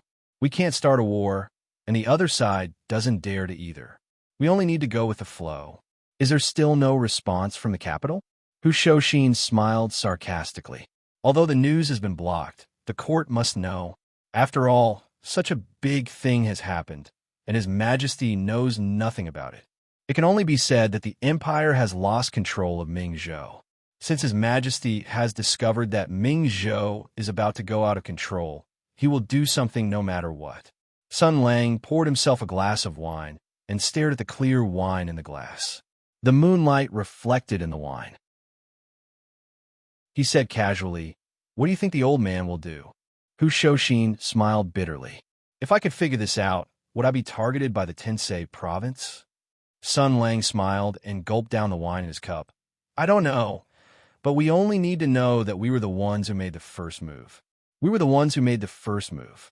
We were the ones who made the first move. We were the ones who made the first move. We were the ones who made the first move. The important thing is what we should do." Hu Shouxin asked, "Then what should we do?" Sun Lang put down the wine glass and said in a deep voice, "Do what you should do. You continue to reorganize Ming Zhou's military. We'll wait for Cao Patao to come back. As for me, I'll go discipline the troublemakers sent by Lee Fire." Hearing this, Hu Shouxin's interest was piqued. "I heard that they're the most troublesome felons in Lee Fire. What do you plan to do with them?" Sun Lang shrugged his shoulders. "There are many uses for them. Suicide squads, Ronin of Steel, machine gunners. Since ancient times, felons have all been popular goods. These felons who have expelled themselves can be polished into the sharpest swords. Of course, they need to be polished with the most meticulous care." Hu Shouxin smiled. "Looks like you want to set up a unit. Have you thought of a name?" "Of course. Everyone in the 6 armies knows that I have a high taste in naming things." Sun Lang smiled proudly. Under Hu Shouxin's "I knew it" gaze, he said firmly, "The name of this unit will be the Arkham Red Armed Revolutionary Vanguard, or Arkham Squadron for short. According to the usual practice, there should be a sentence like, 'No one knows that the legendary unit that would be active in the decayed and backwardly fire divine right nation in the future, that fired the first shot of the armed resistance of the Lee Fire Divine Right Nation against the Burning Flames Order, and that brought freedom, equality, and hope to the oppressed Slaro people would sow the first seed on this ordinary night.'" After 5 consecutive hairpin bends, the wheel of history came rushing over like a wild dog that had escaped its leash. The next day, Sun Lang woke up early in the morning. Cao Patao was still not back. There was no telling what he was doing mysteriously. Sun Lang waited for a long time and chatted with Master Lu for a while. Yin Luo and Miss Zhao laughed and joked with him as usual, as if nothing had happened. However, Sun Lang had a feeling that the two of them knew something. When he asked Master Lu, Annie Lu also pretended that she did not know anything. She did not say anything and even said things like, "I'm very tight-lipped. Don't you know?" What she got in return was Sun Lang's, "Hey, I really didn't know you were so tight-lipped. Come and show me." Then, the two adulterous men and women started to play the Teletubbies' dirty game in broad daylight. Then, Courier appeared at a very suitable time. Master Lu tidied her soft hair and said calmly, "Since you have work to do, I'll leave first. Ping, still has homework in the afternoon. I'll go and prepare." Mao Mei stared at Auntie Lu's departing figure, her eyes revealing the hunting instinct of a feline. Although this woman from the Empire didn't have a chest as big as hers, her legs weren't as long as hers, and her appearance wasn't that kind of peerless beauty. She didn't know why, but she always felt a huge threat from this woman. Sun Lang was very thick-skinned. Even if it was a pointless learning scene, he did not take it seriously. He whistled as if nothing had happened and asked, "What's wrong?" Courier also acted as if nothing had happened. She said, "I just received news from the north that the criminals you want are about to arrive at the border between the two countries." It seems that there are many gulag purgatories that have been operated by the church for a long time in the snowfield north of Mingzhou, as well as underground molten acceleration networks that can move quickly. Otherwise, how could they have come so quickly? It seems that they're showing off and showing off. Sun Lang smiled. It's a pity that every underground molten acceleration channel is the top secret of Li Hua, and the confidentiality work is done very well. Otherwise, even if the devil ancestor was generous, he would not be willing to give out this kind of technology. But it did not matter. In the next few years, there is no need to use this kind of large-scale construction technology. While he was thinking to himself, Courier said, "How do you plan to deal with those criminals?" Old, who has checked the relevant files, and I have also confirmed with Qi Guanyin. There are many prisons and prison camps that held the Sky Demon at the border. Sun Lang said as if nothing had happened. 2 years ago, the Sky Demon held in these prisons had their heads blown up at the same time. They were all dead, so these prisons are useless. Most of them have been abandoned. Now is a good time to make use of them. Courier nodded. With the strict design of these prisons, it should not be a problem to hold them. Another troop will be stationed nearby, and it will be foolproof. But you won't keep them locked up forever, will you? Sun Lang said, "How can I? Let's dampen their spirit first, and then I will write a teaching material to rectify their lack of organization and discipline. First, let them understand the importance of collectivity and organization." Courier did not know whether to laugh or cry. Are you sure they will fall for this? No matter how vicious and evil they are still human. Humans always have weaknesses. According to my observations over the past few years, I have come to a more certain conclusion. That is, evil people are more likely to succumb to greater evil people. I am very interested in this. Sun Lang stretched out his right hand, spread his 5 fingers, and pressed his cheek. He said deeply, "And the darkness in my body is about to be unable to be suppressed." Ha ha! Sun Lang let out a strange laugh and walked away. Courier sighed. "Even if you say so," she took out a list of names from her pocket. Looking at the names and brief introductions on it, even the ruthless and decisive Russian girl showed a headache. A crazy man who is obsessed with his sister and has serious hallucinations. A traitorous general who has committed war crimes and plotted to overthrow the country. An elite, gun-wielding priest in the former special forces of the church. A crazy and cunning bounty hunter who has committed all kinds of evil. Spirit of the flame above, how can these crazy people fall for that? Sun Lang was full of confidence. He was currently thinking of the specific process of socialist reform for those poor people from the backward fire. In short, he had to let them bathe in the glory of democracy and freedom, completely turn over a new leaf, and become good people who would benefit the world. But how does the saying go? Plans are always faster than changes. It was almost evening, and Chao Patao finally returned. Like Sima Ping, she first went to the immortal fishing house. After discovering that there was no one there, she actually relied on some kind of terrifying instinct and found the way to Marquis Jingon Manor. She indeed had a deep bond with Sun Lang. General Zhao Yunlong, who carried a long spear on his back, was full of heroic spirit and had a cold expression. The moment he saw Sun Lang, he smiled like an Akita. He rushed over in a big stride, stretched out his arms, and directly picked up Sun Lang and spun him around twice. When he put him down again, his little face was already red. Relying on her own profound and vigorous martial arts, she could forcibly resist Sun Lang's great protective power. But it was only forcibly resisting. Too intimate contact would still cause some indescribable things to happen. Sun Lang looked at the little friend in front of him and smiled. "You're back. I missed you very much these days." Zhao Yunlong nodded repeatedly. "I also missed you very much. I dreamed of you every day." Sun Lang smiled. "You haven't eaten yet, right? Go and take a bath first." And then, before he finished speaking, Chao Patao's expression changed, as if he thought of something. He said to Sun Lang solemnly, "Wait, Sun Lang, something big has happened. Something big has happened." Sun Lang tilted his head. "What's wrong?" "There is a teaching. Even a wise man's 1,000 considerations is bound to make a mistake. There is a teaching. Ming Zhou's marshal raises his banner. Ho-Tu Empire is in turmoil." After all, what did Zhao Yunlong say? Listen to the next chapter to break it down. Chapter 516. Zhao Yunlong was very casual in front of Sun Lang. But after all, she was the general of Songzhou, who was in charge of military power. She was the commander of a military region on the same level as Qi Guanyin. She was one of the 9 most honorable military officials in the world. She was a famous general in the Book of Heroes of Tianyuan. She was the idol and goal of thousands of self-respecting girls.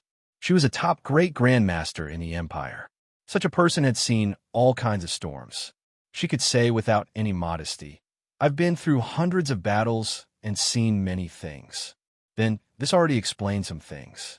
For a feudal official of this rank to reveal such a grave expression and say something big has happened, then something big must have happened. Something very, very big. Sun Lang's expression suddenly became serious.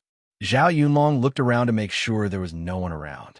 Then, she stared into Sun Lang's eyes and said carefully, "The imperial court has made a move. They want to send an imperial envoy to settle the matter of Mingzhou." "Another imperial envoy?" Sun Lang sneered. "Don't they think enough people have died?" But before he finished speaking, he realized the crux of the problem. Since Qin Hui's halberd had sunk into the sand, since the Xianjia army had been completely wiped out, since the court already knew that the situation in Mingzhou was delicate and unstable, and that it was a place of no return, what was the use of continuing to send useless imperial envoys? They couldn't send people they didn't like to die to get rid of dissidents, could they? Wait, this seems to be a little interesting. But the possibility of this is not very high. The more likely possibility is, Sun Lang said indifferently. That is to say, the imperial court or the old emperor thinks that the people sent this time can open up the situation and solve the problem. In other words, the people sent this time either have a lot of face or are very capable. They won't die for no reason. Is it my old friend? No, I'm afraid not, because you said something big has happened. That is to say, his expression was a little strange. He said in a low voice, "Is it her?" Zhao Yunlong and Sun Lang had known each other for a long time, so they had a very good tacit understanding.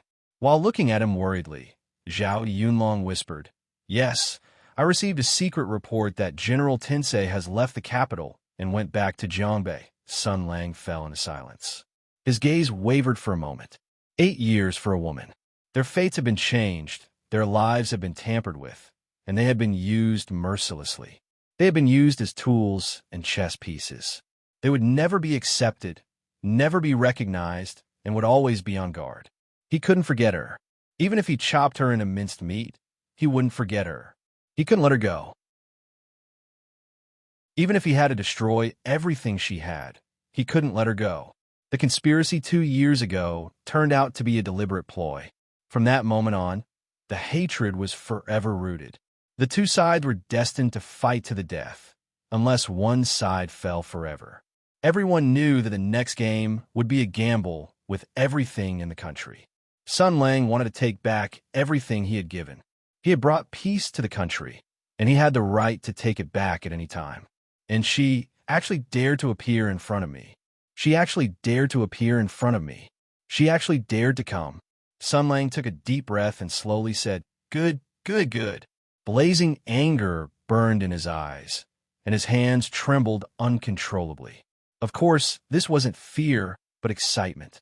When Zhao Yunlong saw Sun Lang like this, he reached out and pressed on his shoulder. Sun Lang, calm down. I'm very calm. I can't be any calmer. Sun Lang's voice was incomparably low, as if whispering from hell. 2 years. I've endured for 2 years. No matter where I am, as long as I look in the direction of the capital, I can think of her. How many times have I thought of rushing into the capital to pull her out and tear her to pieces? I've counted with my fingers how many days are left until the 3-year agreement. Ha ha ha ha, he laughed wildly. This time, it's not that I didn't keep my promise. This time, she's the one who delivered herself to me. When Zhao Yunlong saw that Sun Lang had lost his composure, he circulated all of his true qi and roared, Sun Lang. This voice was like a thunderstorm in midair. The sound waves swept out, shattering all the vases and porcelain in the room. Even the tiles on the roof were buzzing. Zhao Yunlong's lion's roar was at full power, and even Sun Lang couldn't take it lightly. Sun Lang was shaken. He was stunned for a moment. Then he picked his ear and flicked a small piece of earwax to the side. He stared at Zhao Yunlong and asked, "What's wrong?" When Zhao Yunlong saw that he had calmed down, he softened his voice and said, "You're already not calm at all. A weapon commander can't launch an attack in anger. This is what you taught me. Why can't you do it yourself?" Sun Lang retorted, "How am I not calm?" Zhao Yunlong sighed. "Just now, you were able to deduce who the person was based on what I said. With your intelligence, you could clearly think of more, but you've already been blinded by hatred. Sun Lang, have you ever thought about it? With that woman's prudence and intelligence, she clearly knows that you want to kill her, yet she still dares to swagger over here. Doesn't she have anything to rely on?"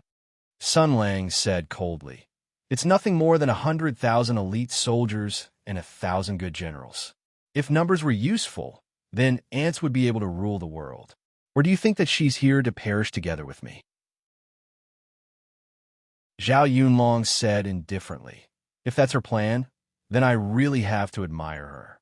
In this awkward situation, if Empress Tensei, who came to Mingzhou, was killed by the Supreme Marshal of the world's armed forces who had been missing for 2 years, then the imperial court could logically announce that you've committed treason. Thus, they would be able to claim the righteous cause and call upon the world to attack you. In this situation where the public is furious, no matter what you say, it will be seen as a lie." She revealed a mocking smile. "This is indeed a very good way to deal with it. But you and I both know that she's not such a selfless person.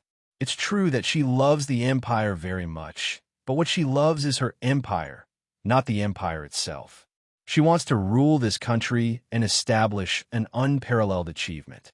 As a woman, she wants to ascend to the throne. Why would she give up her own life and perish together with you?" Sun Lang sneered. "So, she's really here to solve the problem this time? Ha! She's really Empress Tensei, who's dedicated to the country. She's so diligent in royal affairs and took on such an awkward task just to solve the problem beautifully and curry favor in front of Father. It's best if His Majesty is pleased and directly grants her the title of Crown Princess. Then, the imperial hegemony will be just around the corner. Humph, I really want to see her expression when she finally understands the truth." Chao Patao did not know about the conversation between Sun Lang and the devil ancestor that day, nor did he know about the old emperor and the devil sword ancestors' plan to live forever. So he asked with a confused face, "What truth?" Sun Lang waved his hand. "It's a double revenge. Forget it. It's very complicated to talk about. Let's talk about it later. By the way, since that woman didn't come to die, then she must have the confidence that I won't kill her. What's this guy relying on?" Hearing this, Chao Patao's face showed some hesitation as if he didn't know how to speak. Sun Lang furrowed his brows. "You've been confirming that matter these past 2 days, right? What can't you say?" "There's nothing I can't tell you," Zhao Yunlong said carefully. "Let me confirm again. Have you calmed down?" Sun Lang reached out and flicked her forehead. "I've calmed down. Being interrupted by you like this, my anger bar has already dropped. Speak." Zhao Yunlong was still a little hesitant. "Then I'll say it. Tell me." Sun Lang rolled his eyes. "Why are you hesitating?" How big a matter is it? What kind of situation haven't we seen before? Do you think I'll be scared? Zhao Yunlong gritted her teeth and quickly said, I saw the banners of soaring Eagle Cavalry and North Wind Battalion near the Imperial Envoy's camp.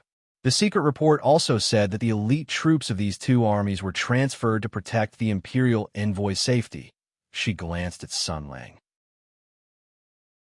Sun Lang seemed to be frozen in place and didn't say a word. So she added in a small voice, in other words, that woman specifically selected Lin Daiyu and Xue Baochai as her generals.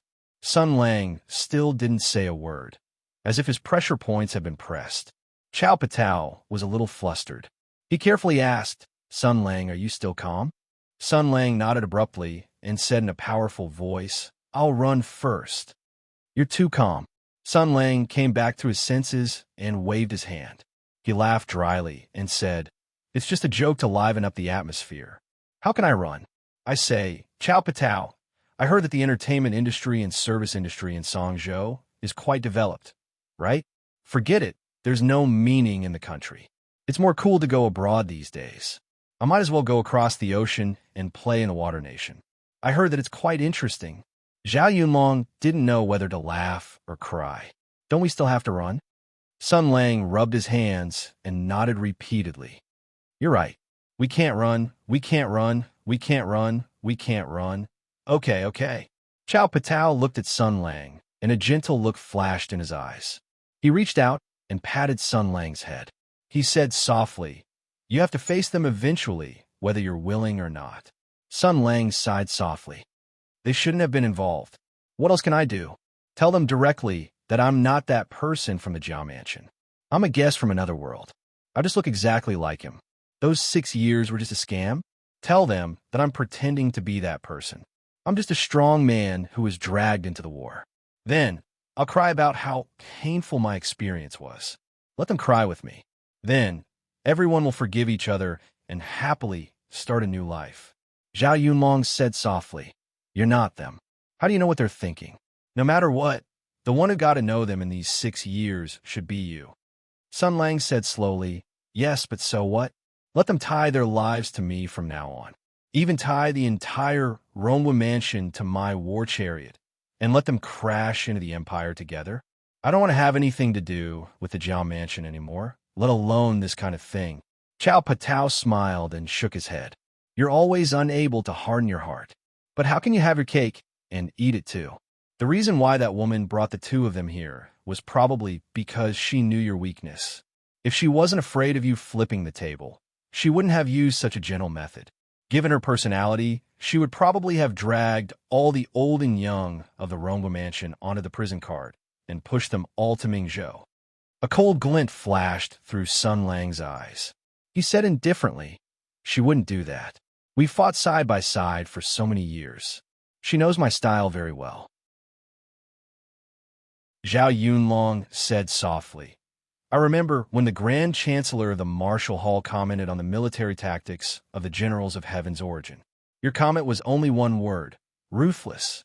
Many people who heard it back then trembled with fear.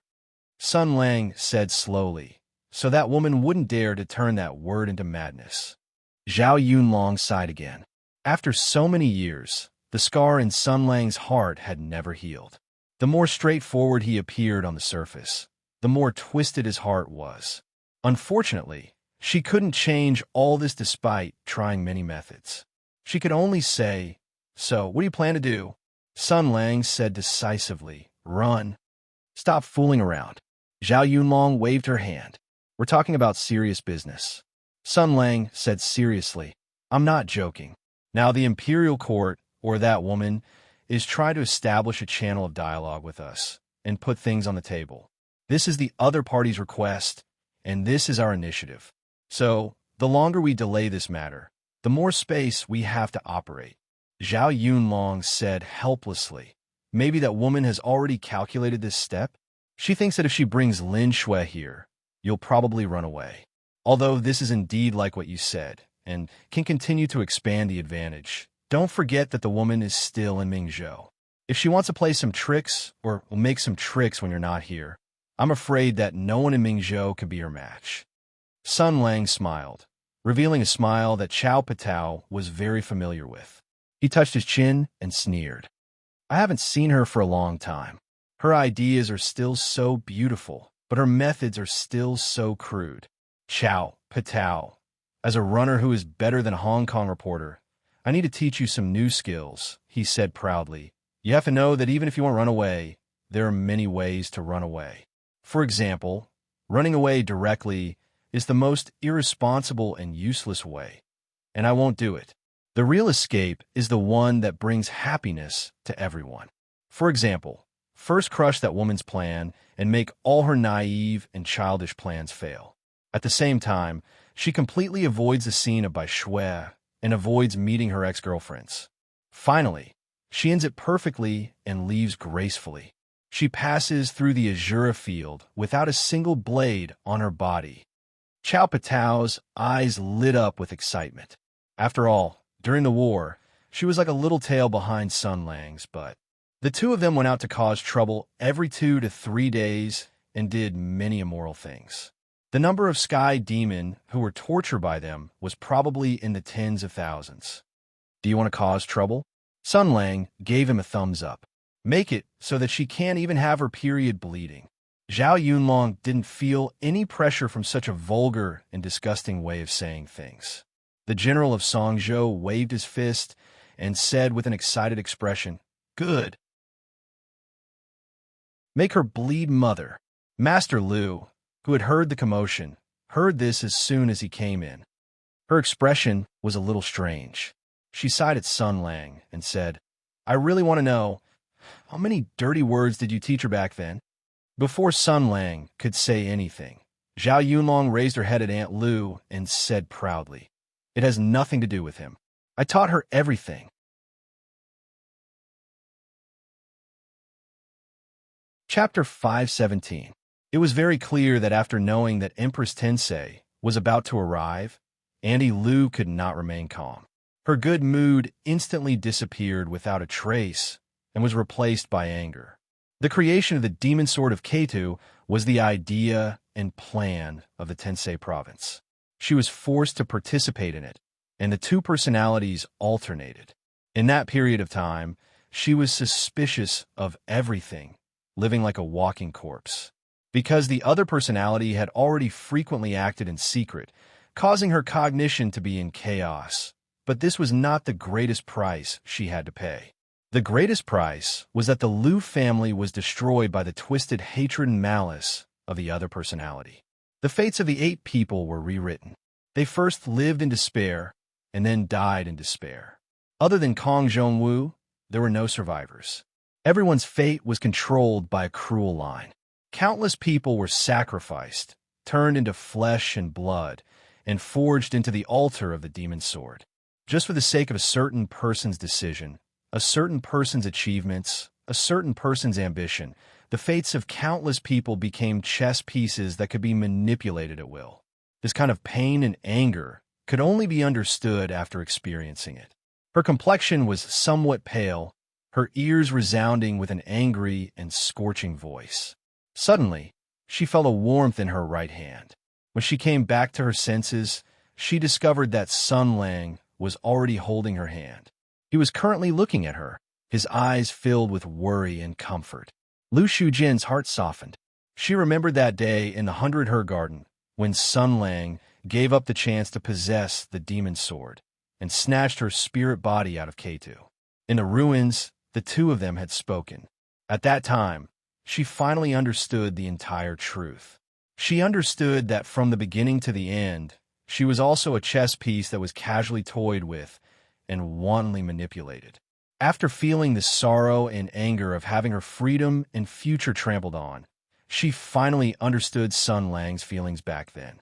Therefore, she understood why Sun Lang always had such complicated feelings and faint enmity towards her. She understood just how great of a wound her indifference and casualness had caused him. Therefore, when she cried and apologized that day, Sun Lang finally calmly forgave her. The old grudges of the past were written off, and the thorn between the two of them was also removed.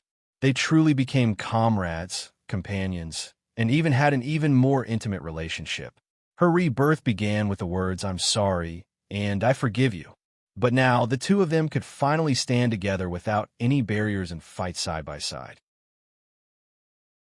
Even if their opponent was Empress Tensei, the Imperial Princess, or even the future Crown Prince, it didn't matter, because justice would be sought sooner or later, because there was one person who would always stand by her side. Thinking up to this point, Lu Shujin felt the heat from her palms and smiled faintly. "I'm fine." Who knew that Sun Lang would reveal a sorrowful expression and sighed. "With me here, of course you're King fine. But your old man is busy, damn." Auntie Lu revealed a suspicious expression.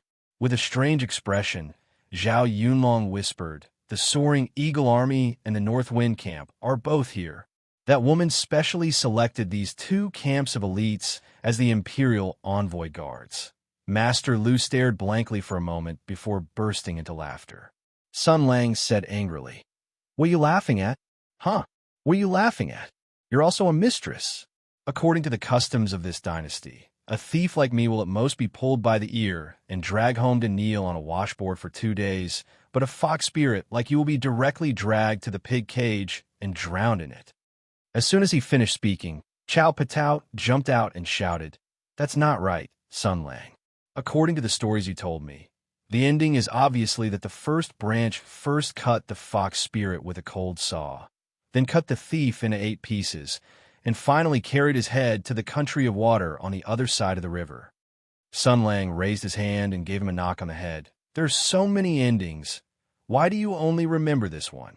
"Because this one sounds the most exciting and interesting." "Interesting your head." Sun Lang rolled his eyes. "Don't forget, you have a part in it too." Zhao Yunlong raised his head proudly. "It's not like I don't know them.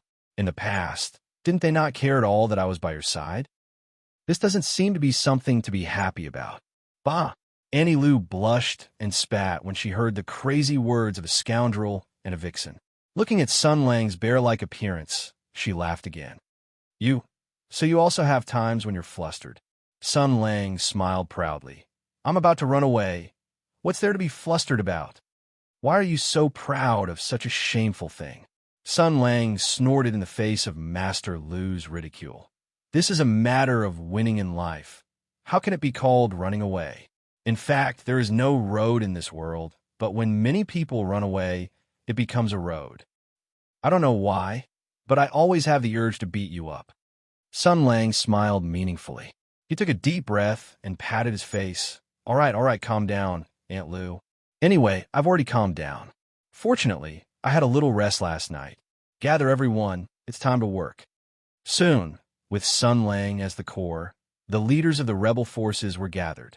At that time, the Empire's officials were Zhao Yunlong, Hu Shouxin, and Lu Shun. A great general, a deputy great general, and a prefecture overseer. They were all high-ranking officials. Comrades from other countries were Courier and Long Wanda. The dignified Li Huayan Guard, who drove the Blazing Angel and was the strongest person in the Blazing Angel battle sequence. There was also Zhao Fei Huang, a well-known figure in Mingzhou. He was in charge of Marquis Jing'an's household and had a strong influence under his name. There was also Zhang Yinluo and Lu Shujin. Yes, these 2 female comrades had an especially difficult task because they could give Sun Lang a buff. As for Zhang Jianyuan, he didn't call for them. With big head size, he was still a bit lacking if he wanted to participate in this kind of matter.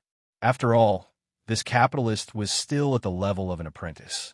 If he suddenly participated in this kind of SSS-level mission, it would probably scare him.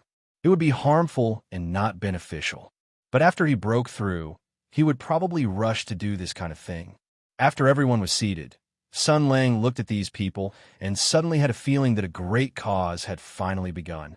In the near future, he knew that there would be more and more people here. Everyone would be like-minded partners who would join forces and contribute their own strength. This strength of unity would eventually change this country. Sooner or later, the location of everyone's meeting would be moved to the imperial capital's Golden Palace. How exciting! How exciting! Sun Lang nodded repeatedly. Just as his imagination was running wild, everyone was greeting each other. mainly to welcome Zhao Yunlong. Miss Zhao and Yin Luo knew Chao Patao. They had been apart for less than a month, and they were on the same side. Hence, they only exchanged pleasantries. Hu Shouxin did the same. Naturally, these two on the same side had different meanings. Long Wanda was also an old acquaintance of Chao Patao. They chatted for a while after meeting again. Courier, who had been in Ming province for some time, finally saw a woman who wasn't trash. He also greeted Chao Patao for the first time. On the other hand, Lu Zhou was a wily old fox in the officialdom. He was a mature person in society. When he saw Chao Patao, the great general of Song province, coming to the mountain, Sun Lang's great cause was undoubtedly more secure. Hence, he was secretly delighted. He greeted Chao Patao solemnly and said something along the lines of, "I've heard a lot about you." Sun Lang saw this in his eyes and remained silent. Hu Shouxin leaned over and whispered, "What's on your mind?" Sun Lang said solemnly, "I think we can build a huge round table that can accommodate 100 people. Everyone can sit around the table and speak freely. At that time, these 100 or so companions will be known as the 36 Heavenly Dipper Marshals and the 72 Earthly Fiend Marshals. They'll be known as the Round Table Marshals and the Water Margin Council. Naturally, I'll be the leader. I'll have a sword I pulled out from a rock. It's called the Victorious Yellow Turban Sword." Oldu rolled his eyes. "So, you called us here to announce the formation of the Round Table Marshals?" "Not all, Marshal Tristan." Sun Lang gave him a thumbs up and said happily, "I just want to tell you that Empress Tensei is here." The air suddenly fell silent. Oldu's mouth fell open. Lu Shoyan froze on the spot. Zhang, Yin Luo blinked. Miss Zhao's expression changed slightly. A look of excitement appeared on Curry's face. Long Wanda looked like he was saying, "F***, that woman is here. Wait a minute, it's none of my business." Zhao Yunlong and Lu Shujin watched calmly. A moment later, Old Hu stammered, "Who's here?" Sun Lang said kindly, "The Empress of the royal family, His Majesty's eldest daughter, General Tensei, who is in charge of military affairs, a popular candidate for the crown prince, a hero among women, and a general of the heavens' origin. Who do you think it is?" Old Hu stood up abruptly and almost knocked over the teacup.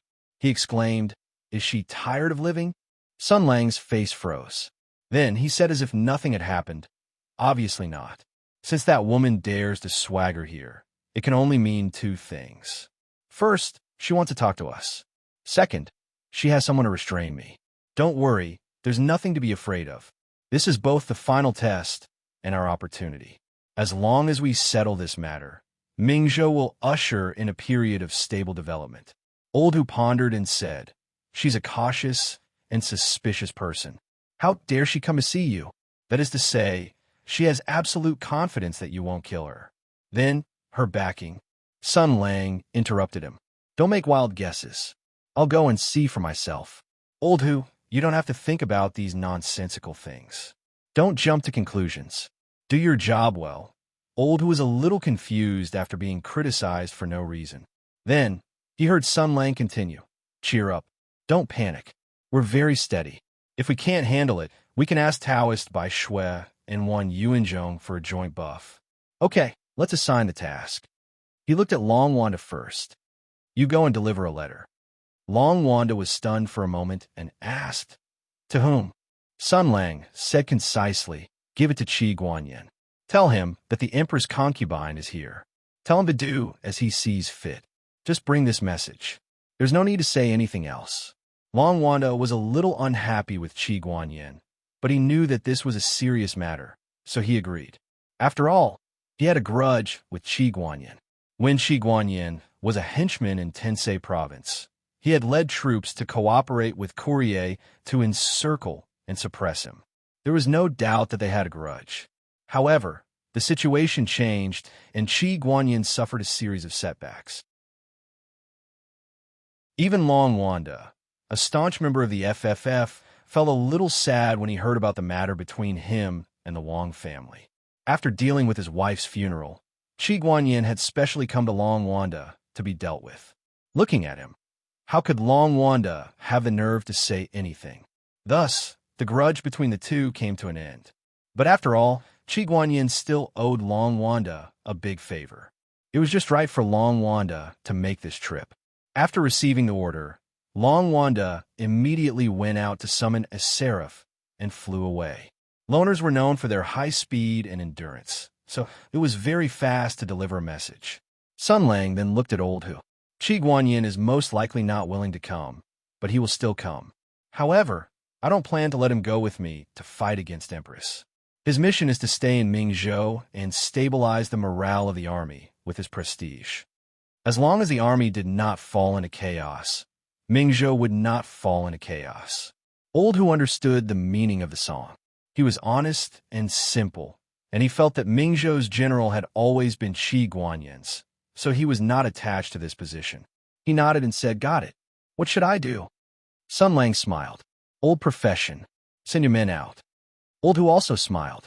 With a tacit understanding between the two of them, saying this sentence was enough. "Got it." Sun Lang then looked at Lu Shoyan. "Lord Lu, thank you for not abandoning me and thinking highly of me. This is a serious challenge. I hope you are ready." Lu Shoyan's initial panic had already calmed down. He said calmly, "Don't worry." With General Hu as an example and General Qi as a lesson, this official has long since seen Empress's methods. At the same time, this sentence was enough. Sun Lang nodded. "Good. You are the governor of Mingzhou, and your mission is to maintain the stability of the rear. Lord Lu, you're the head of Mingzhou's civil officials. This is the best time for you to display your authority and win the hearts of the people. I don't want to see the Wang family kidnapping Mingzhou's officials a second time. Do you understand?" Lu Shoyan understood, and a murderous look appeared in his eyes. Even Empress had come, so what else was there to worry about? He said directly, "I'll let the marshal know that this official was once an imperial censor." Sun Lang smiled and said, "Then, I'll leave it to you." Then, it was Miss Zhao's turn. He smiled and said, "These days, it's annoying to deal with those pig-headed nobles who have come to curry favor with you, right? Now, it's time to eliminate the dissidents and fish for the law. Do you understand?" Miss Zhao immediately understood. A malicious smile appeared on her face. Whether it's doing business or establishing a family business, the fastest way to develop is to swallow the fruits of others. "I understand." Sun Lang looked at Zhang Yinluo. "The Marquis of Jing'an's mansion is limited in size, and we can't eat too much. We'll involve the Zhang family in this. Yinluo, go back and greet your grandfather. Tell the embroidery hall to come as well. Magistrate Lu can help mediate as well. You'll have to feed your subordinates as well. Everyone, it's time to reshuffle the cards in Mingzhou." Yinluo nodded and asked, "What about you?" Sun Lang smiled and said, "I'll go and welcome the guests, of course. Otherwise, it'll be impolite." Chao Patao leaped up excitedly. "When are we leaving?" "No, you'll stay and look after the residents," Sun Lang said. "I have a group of more suitable candidates." Chapter 518. You stay and look after the house. What kind of cruel words were these? Anyway, although Chao Patao sat down obediently, her back suddenly became very bleak. It was as if he was sitting alone on the ground, staring at the closed door. Her eyes were very sad. Anyway, she looked quite lonely. She raised her head and looked at Sun Lang pitifully, as if she wanted to go out and play. Sun Lang sighed. "Be good." Zhao Yunlong lowered her head. "Oh." Sun Lang helplessly reached out and rubbed General Zhao's head. Chao Patao immediately narrowed her eyes, raised her head in enjoyment, and rubbed Sun Lang's hand. Miss Zhao looked very envious and whispered, "I want to practice martial arts. I want to practice martial arts. I want to practice martial arts." Zhang Yinluo was a little unhappy and snorted. "Even if you practice for 100 years, it's useless." Courier, who was watching the whole process, took a deep breath and whispered, "Is she a dog?" Old Hu was not surprised. "Yes, she's a dog." Courier was surprised. She knew a little about Chinese studies. "In your culture, don't dogs often appear in scolding words? This is not a compliment, right?" "Who said that?" Hu Shouxin saw that Sun Lang was coaxing Zhao Yunlong. So he explained, although most of them are like this, there are many exceptions. For example, Sun Lang was the best in the 6 armies back then, and there were many talents under his command. There were only 4 who were qualified to call themselves his dogs. The others couldn't do it, even if they wanted to. Courier was shocked. There are 3 of them at this level? Old who imagined the other 3 dogs squinting and enjoying Sun Lang's touch and couldn't help but shudder. It's definitely not like that. Zhao Yunlong is a special case. In addition to her, there's a hunting dog, a mad dog, and a vicious dog. They are all difficult characters, especially the mad dog and the vicious dog. Only Sun Lang can handle them. After all, there are only wrong names, not wrong nicknames. Sun Lang was almost appeased. Looking at Xiao Patao's face, a red cloud appeared on her face. If he touched her again, she would probably lie on the ground with her paws facing the sky and her belly exposed. So he pointed at Courier. It's your turn. Courier was in a daze while looking at Zhao Yunlong's appearance. Hearing this, he said in shock, I have to touch her too. Old Zhao, who was still drooling while leaning on the chair, suddenly had a sharp look in his eyes. He straightened up and glared at Creel. Dream on, Zhang, Yinluo snickered. Courier regained her senses and realized she had made a huge mistake. She glared at Zhang Yinluo before glaring back at Xiao Patao. Then, she stood up and said, Give the order. Sun Lang said, Go to the north and receive the goods sent by Li Hua. Lu Zhou and Old who have given you their orders, right? Settle them down. I have great use for them. Courier mulled over this for a moment. She understood Sun Lang's intention. You're thinking of, Sun Lang said. That's right. This is a great opportunity. We have to set some rules for them. Mao Mei nodded and said, I understand. I'll do it right away. Courier glanced at Xiao Patao one last time before she pushed the door open and left. She summoned the death messenger to take off. It seems like she's realized the problem of their roles overlapping. Sigh. Women like to think too much. Is Sun Lang the kind of person who pays attention to the depths of others' hearts? He's clearly a superficial man who only looks at the surface. This unique, golden-haired, milk-colored Gundam pilot is simply a man's romance. Sun Lang smiled nonchalantly. Then, he remembered something else. By the way, Miss Zhao, I'll write a list later. Send someone to Embroidery Hall and bring these things over. As soon as he finished speaking, Yinluo had already guessed Yu Shangrong's intention. He covered his face helplessly and sighed. Here we go again, Sun Lang said proudly. As the saying goes, a scholar who has been away for 3 days must be looked at with new eyes. I haven't seen her for 2 years. Of course, I have to show her the progress I've made in the past 2 years with the most sincere enthusiasm. Zhang Yinluo had a strange expression on her face. Are you sure this won't lead to a war? Sun Lang spread his hands and said, Why would it? It's not like it's real shit. Yinluo said loudly, That's not the point, is it? Sun Lang picked his nose and said, Then what is it? Yinluo hesitated for a moment and sighed. Forget it. It doesn't matter. Do whatever you want.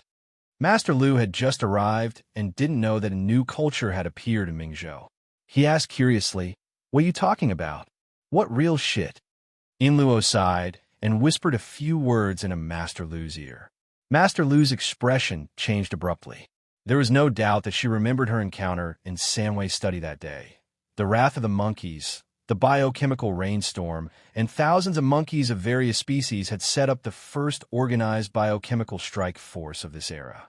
The overwhelming barrage of bullet attacks had become a terrifying scene that she would never forget for the rest of her life. Obviously, Master Lu still had her moral integrity and couldn't comprehend such aesthetics. She couldn't accept Sun Lang's behavior. This isn't very good. Sun Lang picked his nose and said, What's not very good about it? We should be unscrupulous against our enemies. Master Lu obviously couldn't accept this.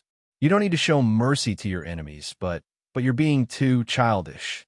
You can set up traps, ambush small groups of troops, or even sneak into the camps to assassinate officers and create terror. But she didn't know whether to laugh or cry. I've read military books, and I've read about sneaking into camps in the middle of the night and attacking with fire in the middle of the night, but I've never heard of that. That kind of Sun Lang gave her a thumbs up and said gently, "That's easy. I'll write a military book, and you'll have it." Master Lu said in surprise, "Our descendants have to study history. Can't you leave us some face?" She seemed to have misjudged the situation and wanted to find allies and supporters around her. "Do you think this is okay?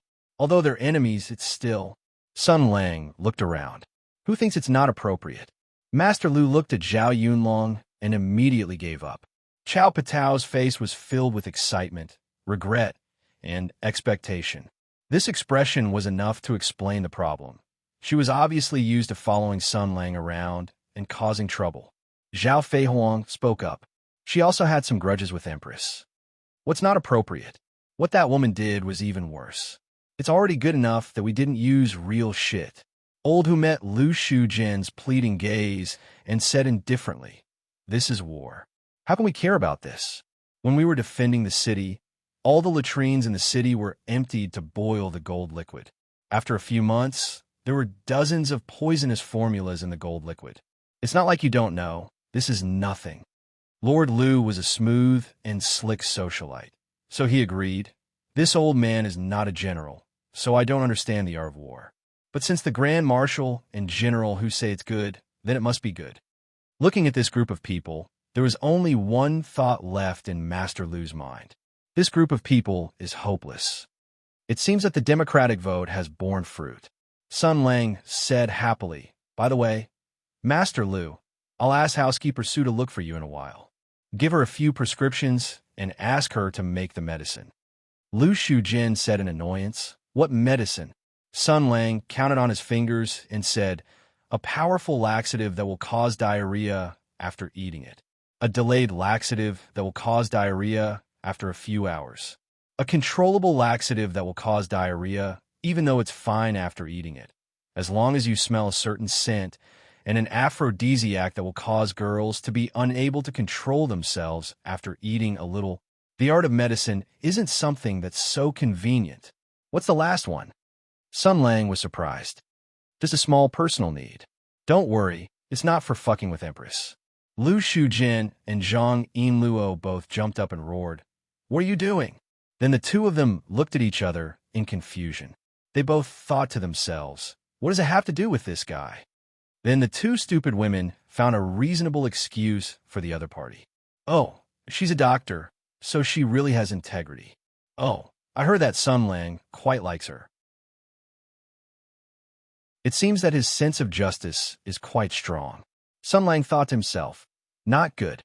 He waved his hand and said, "Then there's no need to make the last one. Anyway, I'll leave it to you, Master Lu. I'll write you the specific medicine that I need. You must do your best. Think about what that woman did to you. Don't you want to take revenge? She has a lot of talented people under her command. Poison is useless, but laxatives are, or other medicine. Think about it." Then he shooed everyone out like chickens. All right.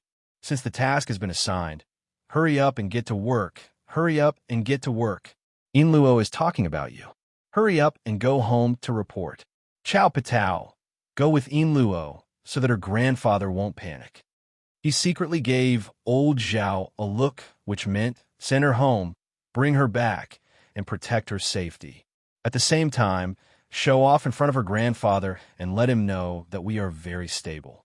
Don't think too much and don't have any other ideas, so that both sides won't be embarrassed. At the same time, don't mention anything about Lin Daiyu and Shui Baochai. If she asks you, don't say anything. Chao Patao nodded slightly, indicating that she had understood. Lu Shoyin was a smart person. After asking Sun Lang a few questions in a low voice, he left first. Miss Zhao first went out and gave a few instructions to the servants outside. Soon, Su Qingwan hurried in and politely asked Master Lu to write a prescription. Aunt Lu glanced at Sun Lang and left helplessly. So only Sun Lang, Miss Zhao, and Hu Shouxin were left in the room. Miss Zhao turned around and did not avoid old Hu. She directly asked, "Sun Lang, don't we need to send people to keep an eye on Zhang Jinyuan?" Sun Lang was silent for a moment and then calmly said, Of course we need to keep an eye on him. I know the nature of capitalists, and they won't ask too much of humans. I won't let him directly follow me to attack Empress. This is protecting him, but he must at least have the most basic integrity and spirit of a contract. Do you understand? Miss Zhao smiled. I understand, just leave it to me. In Sun Lang's plan, Marquis Jinggan Fu was destined to become Embroidery Hall's competitor. They would check Zhang Jianyuan, remind Zhang Jianyuan, and pay attention to Zhang Jianyuan. After Ms. Zhao left, Sun Lang silently smiled. Ever since 2 years ago, he found it very hard to trust a person. He returned to his senses and looked at Old Hu. Why aren't you leaving? Old Hu rubbed his chin and stared at Sun Lang. He muttered, I seem to have understood something. What is Empress relying on? Why does she feel that you won't kill her? Why is she so confident? Did she bring a lot of experts? No, she should know that it's useless. He suddenly realized something, and an extremely ugly expression appeared on his face. Yes, it was too dirty. An expression of surprise, of shock, of being prepared to watch a good show. You also have an expression like today, an expression of turning over a surf and singing a song, an expression of taking revenge, an expression of revenge. It was simply too dirty.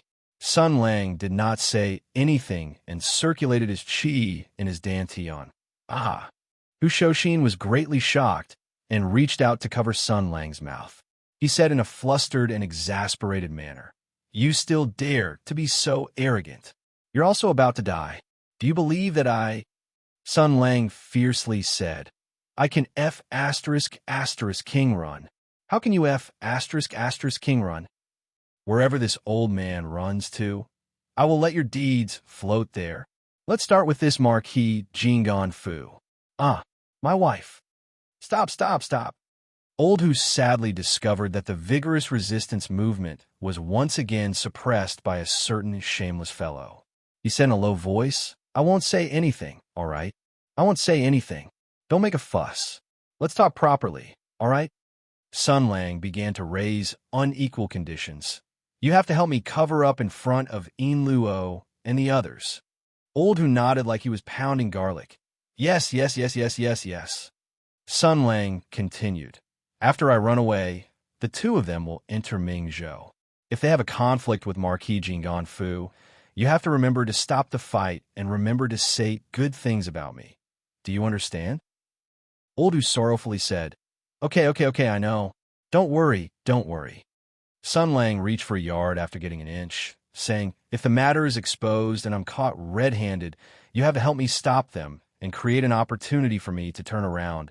Old Hu could not bear it any longer and roared, Just kill me. All right, I admit that this condition is indeed rather harsh. Sun Lang readily accepted. All right, you don't need to do this. I'll go find Taoist priest Bai Shui for consecration. All right, Old Hu, you can go busy yourself. AI. In the end, it's still the old brothers from back then who are loyal. Scram. Sun Lang laughed as he scuttled out of the door. Old Hu sulked for a long time and sadly discovered that he had been completely schemed against by Sun Lang. At this time, even though both sides had something on each other, Sun Lang's side was undoubtedly more fatal. I really had nothing better to do at that time. The temporary great general of Mingzhou, Hu Shouxin, let out this sigh. However, it really came, he said in a low voice, Lin Daiyu, Shui Baochai, Rongwa Fu, Ningwa Fu. You guys are probably Sun Lang's last connection to the past. Me, Zhao Yunlong, Lu Shujin, and the other fellow soldiers, we've all formed a friendship with Sun Lang over the past 6 years. No matter what his name is, we'll all stand by his side. Only you guys remember, is it him or a soul that has already died? I hope you guys can figure out this matter soon. Otherwise, he raised his head and faintly said, Otherwise, even if we don't act, someone will act sooner or later. After all, the so-called mad dog will bite anyone it catches. There are only wrong names, but no wrong nicknames.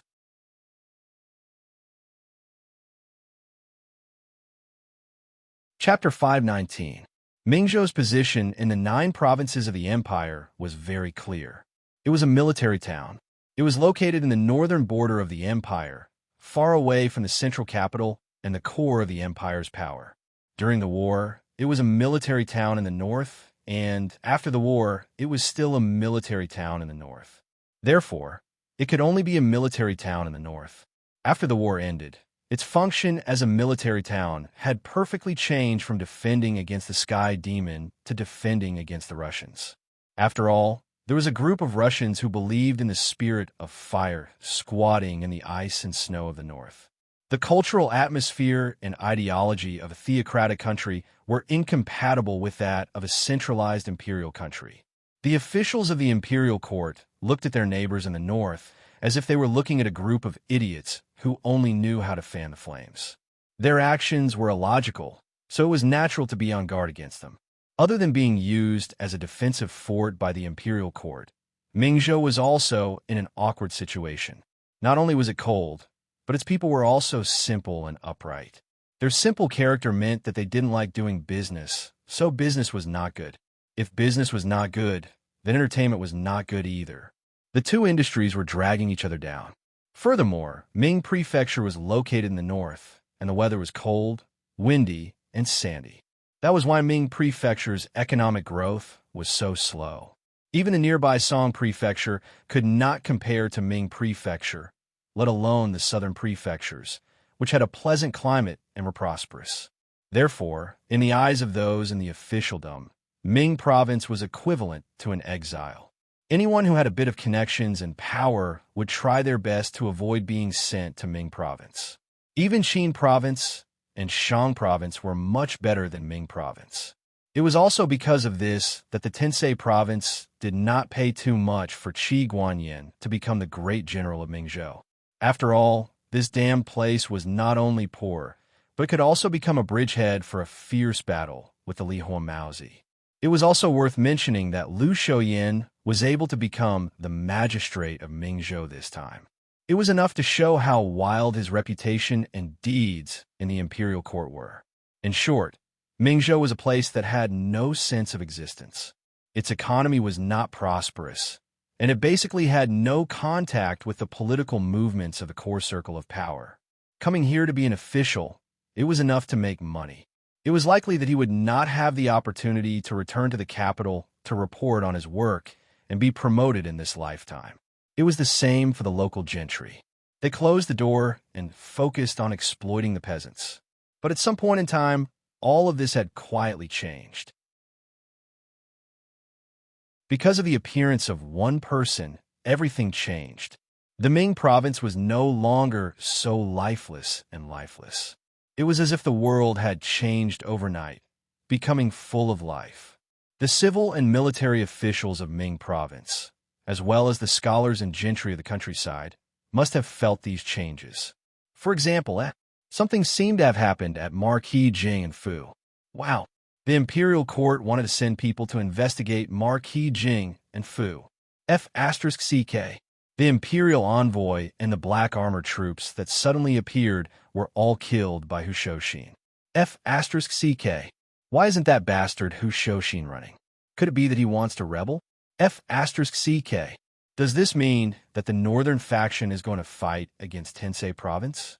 Damn, Hu Shouxin actually kidnapped Qi Guanyin. Did he really want to confront Tensei province head-on? F***CK. They had actually won. Puff. I heard that Empress Tensei is going to come here, personally to settle the score. Starting from the night that the black armored troops entered Ming province, everyone's attitude changed from watching melons to cursing. Because all of this was related to everyone's interests, everyone panicked. As Ming province's officials who had not experienced any major news for a long time, everything that had happened recently was too much for their eyes to take in. Their emotions rose and felt like they were on a roller coaster. Moreover, they were faced with a question of life and death, and that was which side to stand on. Presumably, they all felt the same in the face of this intense and pleasantly surprised change. F***CK. It's all Hu Shouxin's fault. F***CK. Your mother, Hu Shouxin. You're always so troublesome. Always so troublesome. Thus, when the latest explosive news secretly spread to the dark corners of Ming province, Their uneasy hearts once again became restless. After all, Empress Tensei had personally come. She was His Majesty's beloved daughter and was even a popular candidate for the crown prince. She was the general of the Tensei army who held military power.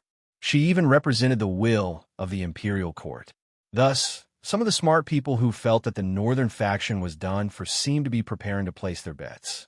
While these old men pinched their noses and cursed Hushoshin while privately colluding with each other, the real person behind the scenes was flying his new toy to the border between the Empire and Lee Fire. This sea's seraph had been polished and enchanted by the will of fire before. According to Courier and Longwanda's appraisal, they both believed that its performance was excellent. It was too wasteful to give it to Sun Lang as a toy. However, Sun Lang still suspected that the devil ancestor had done something to it, so he could not give it to Yin Luo before he came up with a solution. By the way, the naming problem of this body had not been solved yet. Sun Lang had previously announced that it would be named Old Popsicle, but he was forced to give up by Yin Luo. Ming Province must be in a mess now, Sun Lang said in the short-distance communication channel of the Seraph. Ms. Zhao, Lu Zhou, and Old who have released the news that Empress Tensei is about to come to Ming Province through their own channels. The expressions of those officials must be quite interesting. Courier replied, "It's just as well. Those old forces in Ming Province are like cannonballs that have passed their maintenance period. They're not very effective when used to kill the enemy, and they're not easy to use. If we put them aside, there's the danger of sudden explosion. Why don't we take the opportunity to clean them up and reward the loyal people with their properties and properties?" Sun Lang praised, "You're able to speak so righteously of the law enforcement of fishing. I didn't misjudge you after all." Then he suddenly sighed and said pretentiously, "Sigh, I didn't want to do this either. Look at the other protagonists of farming novels. After coming to a godforsaken place, it only took them a short period of time to change the lives of the people there. Not only did they improve their lives, but their personal qualities also improved as well. They can even write a few chapters to describe their happy new lives and shining souls. Why is it that on my side, everyone only received such a pleasant surprise?" Courier drove the death messenger and followed Sun Lang at a leisurely pace. In terms of driving skills, she was much better than Sun Lang. Mao Mei said indifferently, "Although I don't know what a farming novel protagonist is, I think I understand what you're trying to say. It's probably because you only want to cause trouble from the beginning." Sun Lang's expression froze, and then he said seriously, No, Dawasili, you made a mistake of principle. How can class struggle be called causing trouble? Those rotten, old bureaucrats and landlords are the targets to be defeated. The target of our unity is the masses of poor people." Mao Mei laughed and said, "Then what have you brought to the masses of poor people? Stinky tofu. Don't laugh. Food is the most important thing for people. Do you understand? And this is just the beginning. Am I not doing business with the Lihua Kingdom?" Sun Lang flew into a rage out of humiliation. "You're too young. After all, you're a Russian from Suxiao. You don't understand the beauty of my series of actions. History has already proven that your methods won't work. You see, I've enlightened the private capitalist Zhang Jianyuan and established a business relationship with the Lihua Kingdom. Both sides are attracting investment and helping each other. This move is very famous. It's called alchemy. You only need to draw a few circles in Mingzhou, and a few gold mountains will appear." Courier didn't know what Sun Lang was talking about, and she didn't know how to respond. In fact, she had completely felt the profoundness of Chinese these days. Sun Lang often said some confusing words, but they sounded very profound. It seemed that she still needed to learn more. But fortunately, the two were almost at their destination. "We're almost there. I'll lead the way, and you follow me down," Courier said, and then asked, "Have you really decided to bring this group of lunatics to cause trouble?" Sun Lang didn't answer, but asked, "How's the preparation?" "I just settled them down and checked the defense and security measures," Mao Mei replied. "That's all. After all, we haven't had enough time." The two blazing angels, one in front and one behind, descended against the gale. The clouds gradually thinned, revealing the shape of the earth. Below them was a valley surrounded by mountains on three sides and steep cliffs. At first glance, it was very suitable for a prison. This used to be a large prison to imprison the sky demon, but it was slowly abandoned after the war. Courier briefly introduced the place. After all, this place is too close to the border. During the War of Heaven's origin, there was an army station nearby, so it wasn't a big deal. But now, the enemy that the army of Mingzhou is guarding against has changed from the sky demon to the divine power of flames. This place is so close to the border. Sun Lang observed the place from the sky and said in surprise, "It seems that it's been well maintained." That's right. I've read the relevant files. After the war, due to the sudden death of all the imprisoned extraterrestrial devils, all the extraterrestrial devil prisons had theoretically lost their usefulness. Some continued to be used as human prisons, some were transformed into armory and used for other purposes, and some... Speaking up to this point, Mao Mei sneered. There are also some that were intentionally abandoned. It was the handiwork of some Mingzhou generals.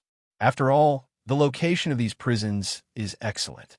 With a little modification, it can become a secret stronghold for bandits. The generals intentionally abandoned these prisons and spread the news to attract some bandits to live here. When the scale of the bandits is slightly larger, they will lead troops to harvest them and gain merits. It's like farming. Sun Lang clicked his tongue. They know how to play. That's a sustainable mindset. This prison is not bad. Because it is large and well-equipped, it's a pity to abandon it. Therefore, it has always been kept and maintained. It just so happens that it can be put to good use. The two of them talked as they rushed down the clouds. The propulsion engine spewed out flames in the opposite direction. The two blazing angels slowed down and landed. A camp had already been set up at the entrance of the valley. Very soon, sentries whistled over.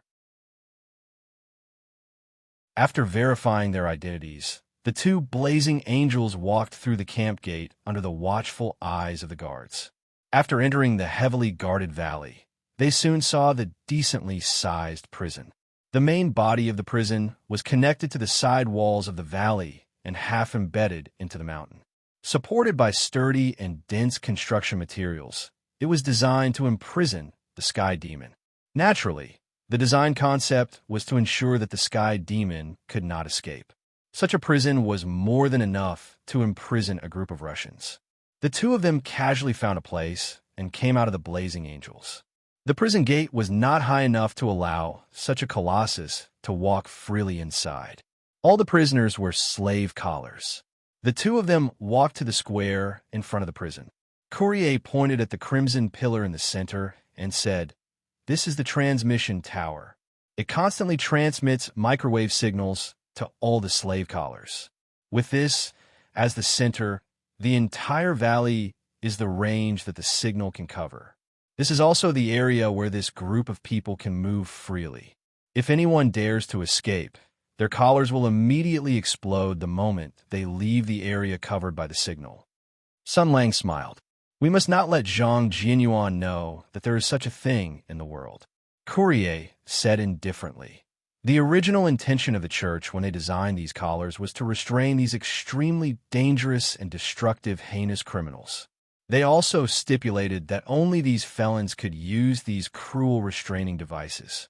Unfortunately, with the passage of time, the original regulations and considerations have been slowly ignored by later generations. Now, all the prisoners in the Gulag department have to wear these things. This thing that prevents them from escaping. She looked at Sun Lang and said, "I'm afraid that this very convenient and useful thing will be used in more extensive places sooner or later. After all, humans are such things." Sun Lang was silent for a moment and said indifferently, "Yes, humans will always force their own kind to do things they don't like to do for their own considerations and interests. It has always been like this. Everyone is like this." Courier seemed to realize Sun Lang's strangeness. "What's wrong with you?" Sun Lang came back to his senses and shook his head with a smile. "It's nothing. Let's go in." The officer who was temporarily appointed as the prison warden came out to greet them. He had been warned in advance and vaguely knew Sun Lang's identity. After greeting them, he led the two of them inside and complained, "This humble one is a martial artist. I haven't even been a military official. How can I do the work of the two departments? Moreover, they are actually Rakshasa demons from the fire. They don't speak the language, so they scream all day long like crazy." Sun Lang smiled and said, "If they don't listen to you, won't you kill them?" The officer was shocked and then said with a wry smile, "Don't joke. This humble one knows the severity of the matter. We martial artists usually suffer some filthy things. Once we become prison wardens, if we have the power to punish these people at will, I'm afraid that in a few days we will also become tyrannical madmen." Sun Lang looked at him in surprise. "Hey, you know quite well, but don't worry. After these madmen complete my socialist transformation, they can even implement self-governance." The officer didn't know what socialist transformation was. Just as he was about to carefully ask, the next moment, strange cries and howls faintly came from inside. Sun Lang smiled. "Let's go and tell these madmen that Master Diao is here."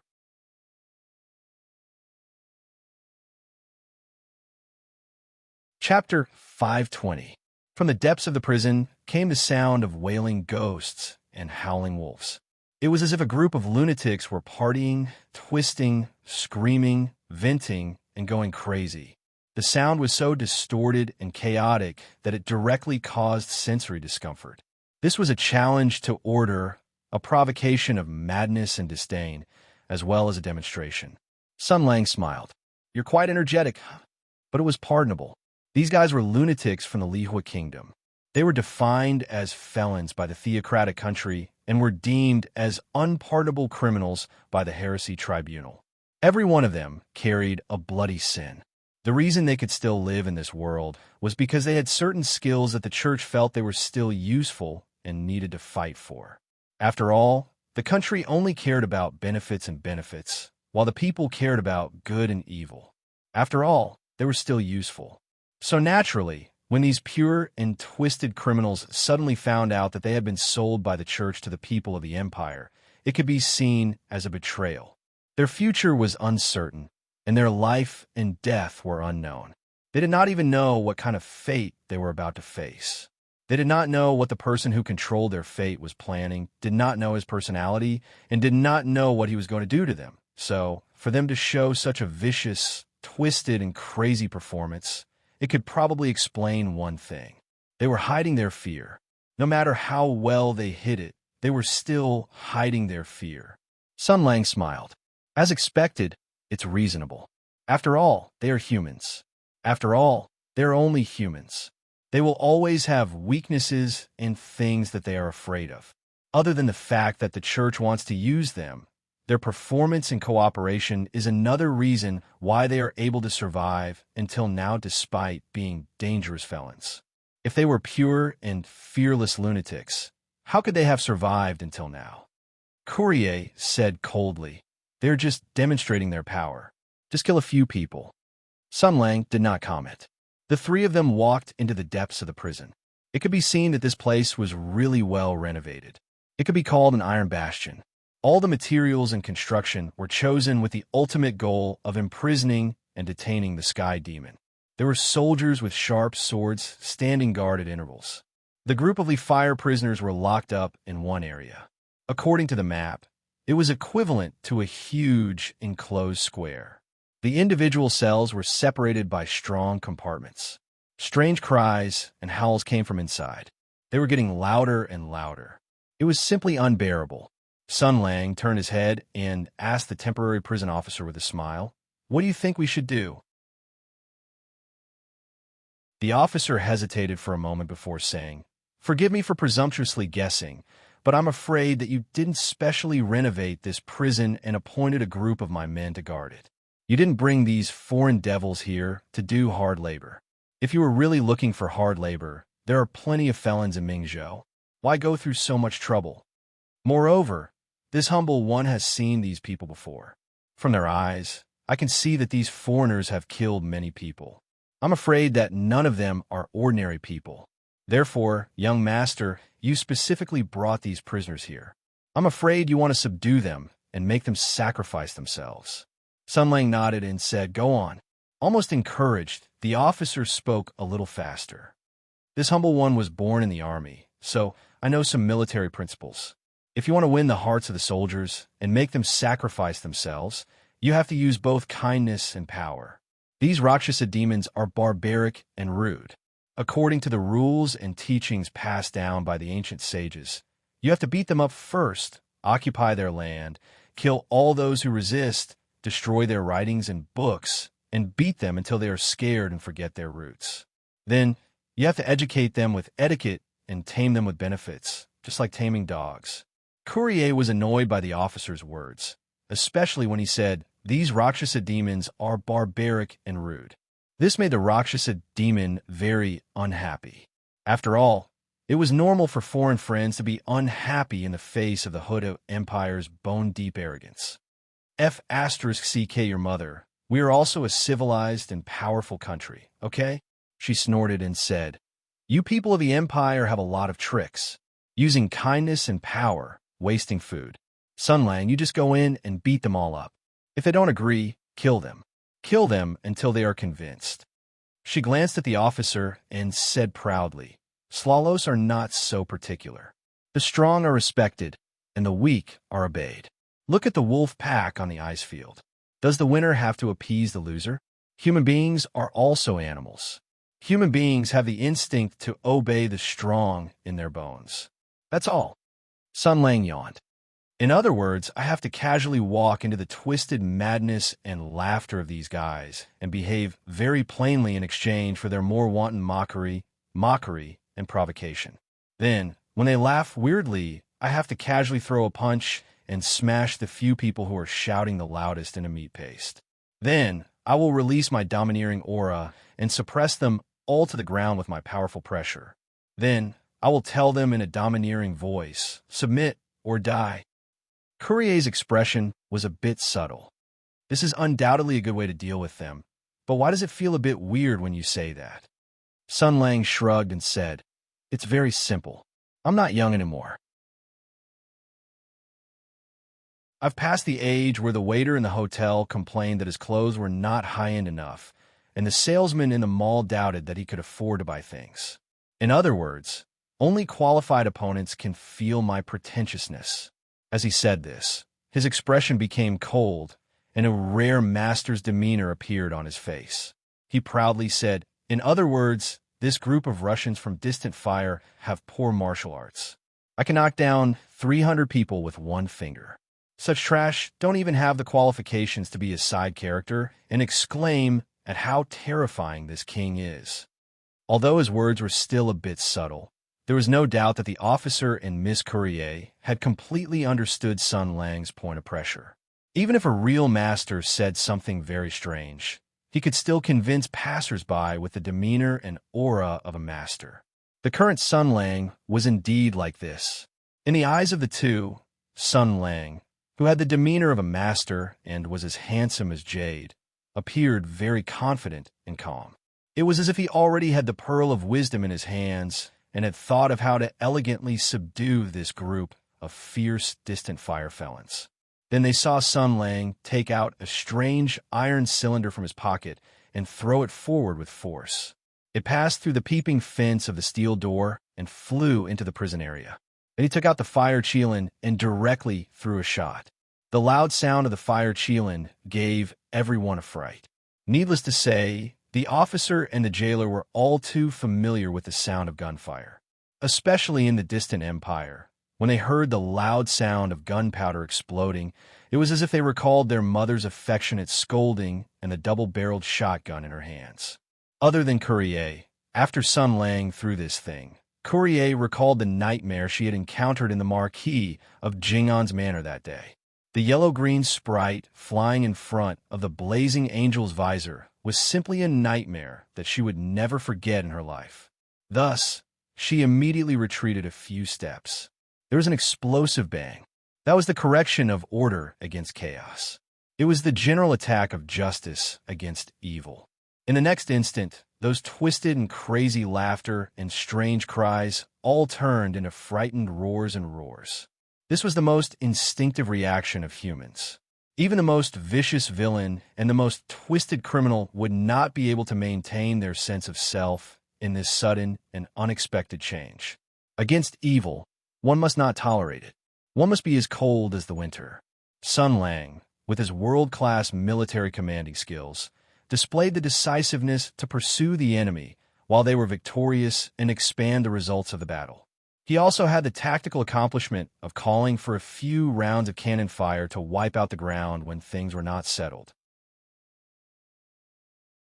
He skillfully put on a gas mask and then threw out another 5 bullets in one go. Bang, bang, bang, bang, bang. The 6-barrel magazine of the blazing Qilin ejected hot bullets, symbolizing another victory of justice against evil. At this point, the disgusting howls from before had already disappeared. The chaotic and crazy people had already received the punishment they deserved. They were currently letting out miserable cries and angry roars. Moreover, they could not do anything to their enemies. It was really a great victory to their heart's content. Sun Lang gave a thumbs up to the 2 people beside him and said with a smile, "Look, isn't this more exciting than walking in like an idiot and first mocking them and then acting pretentious and slapping them in the face?" At this time, the sour smell had already drifted out. Courier had already taken out another gas mask from Sun Lang's body and put it on her face. However, the military officer did not receive this kind of treatment. He covered his nose with both hands and leaned against the wall. He looked at Sun Lang with a terrified expression. It was unknown what he was thinking. Sun Lang just smiled. It was normal for mortals to be unable to understand the behavior of geniuses. He waited silently for a while, then took a deep breath and shouted in the half-baked Slaller language, "Quiet!" Ordinary people could not resist the roar that was driven by the Huda warrior's vigorous internal energy. This group of felons was the first to encounter this kind of upheaval. In their panic, they heard the familiar roar in their mother tongue. They were all shocked on the spot. The atmosphere was strangely silent for a moment. Before they could react and start cursing again, a second roar followed. "If you make any more noise, you will sleep in shit today." Courier sighed helplessly. Sun Lang smiled at her. "I was going to say if you make any more noise, I will throw 5 more until you are quiet, but I forgot how to say this sentence in Slaller, so I can only say it like that. Ah ha ha, don't misunderstand. I'm not such a bad person." Courier's expression was subtle. "I really want to know how to say sleep and shit in Slaller. What did you learn when you first learned?" She sighed. "I can help you translate." Sun Lang whispered, "Then hurry up. You don't know internal energy, so you can't shout loudly. Translate it for me first." Courier said, "Ask. Well, the next sentence is, prisoners, you're still prisoners, but you have a new master. Now I want to announce the first rule to you." This sentence was very normal, so Creel quickly translated it. After Sun Lang had memorized it by rote, using a martial artist's ability to control their body to the smallest detail, and using his dantian to speak, he was able to imitate the intonation perfectly. The first rule is silence. Keep quiet in front of me. Keep quiet when I speak. Don't make any noise. Follow the rules. Otherwise, after Sun Lang shouted, there was a faint commotion inside. Then, otherwise, violators will become everyone's toilet. Do you know what a toilet is? It's like digging a latrine pit and locking you in it. The people around you, your enemies, and the people you don't like no matter what, can all defecate and pee on your head until you are drowned. You can defecate and pee as much as you want. The people inside fell into a terrible silence. Even in the dark divine kingdom of flames, even in the brutal gulag purgatory, no prison guard could think of such a terrible punishment. Taking advantage of the second intimidation, Sun Lang continued, "Does everyone understand? Is there anyone who wants to bravely test my credibility? The whole world knows that the people of the Empire pay great attention to integrity. We will keep our word. If we say we will kill your whole family, we will definitely kill your whole family. If we say we will turn you into a toilet, we will definitely turn you into a toilet. By the way, I encourage you to report each other." Hearing this, some people who were about to make a move stopped. Reporting each other would kill them. After all, they were all lunatics. There was no unity or friendship in the dictionary of lunatics, only suspicion and betrayal. Sun Lang listened for a moment and shouted with satisfaction, "It seems that we have a good start. You scum and criminals, listen up. I bought you from the church, not for you to eat shit.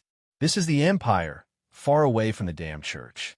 You can have a new life, even better than before. The premise is that you are obedient enough. In front of your new master, put away your fangs and cunning.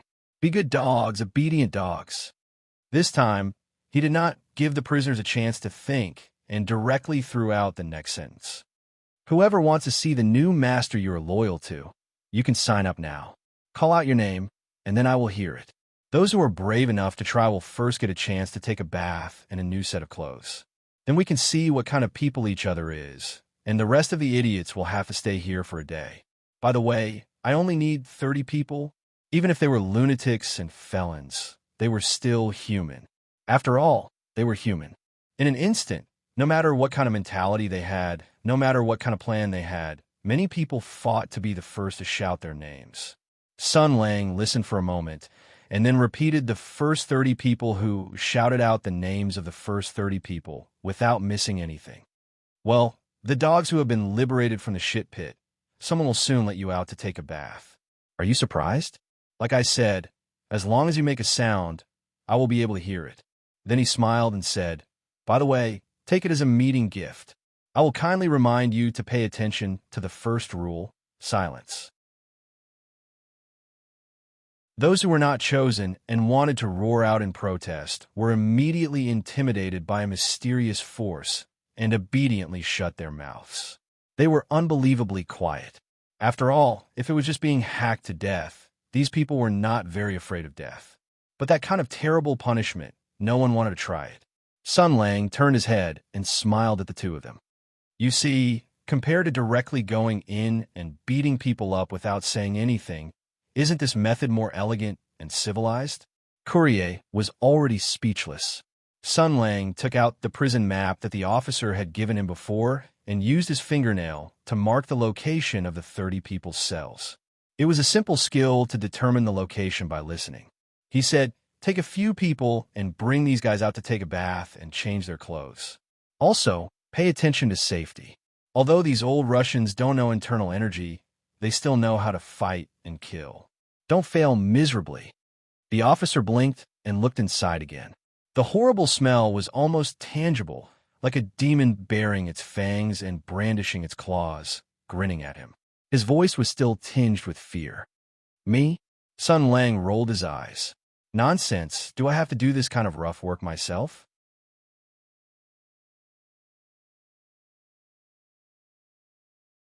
Chapter 521. The wisdom of the working people was endless. This military officer was indeed someone who had been on the battlefield. He had seen a lot of battles.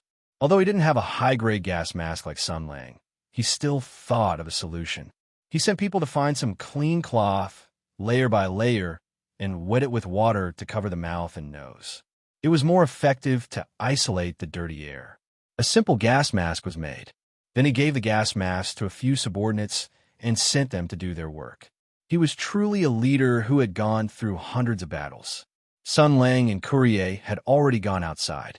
They ordered the supply officer in the camp to prepare some things. Soon, a few big pots were set up in the square in front of the camp.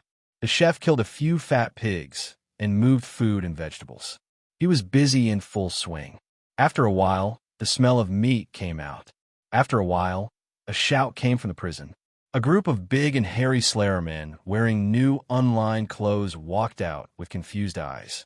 Then they squinted their eyes as if they couldn't adapt to the sunlight outside.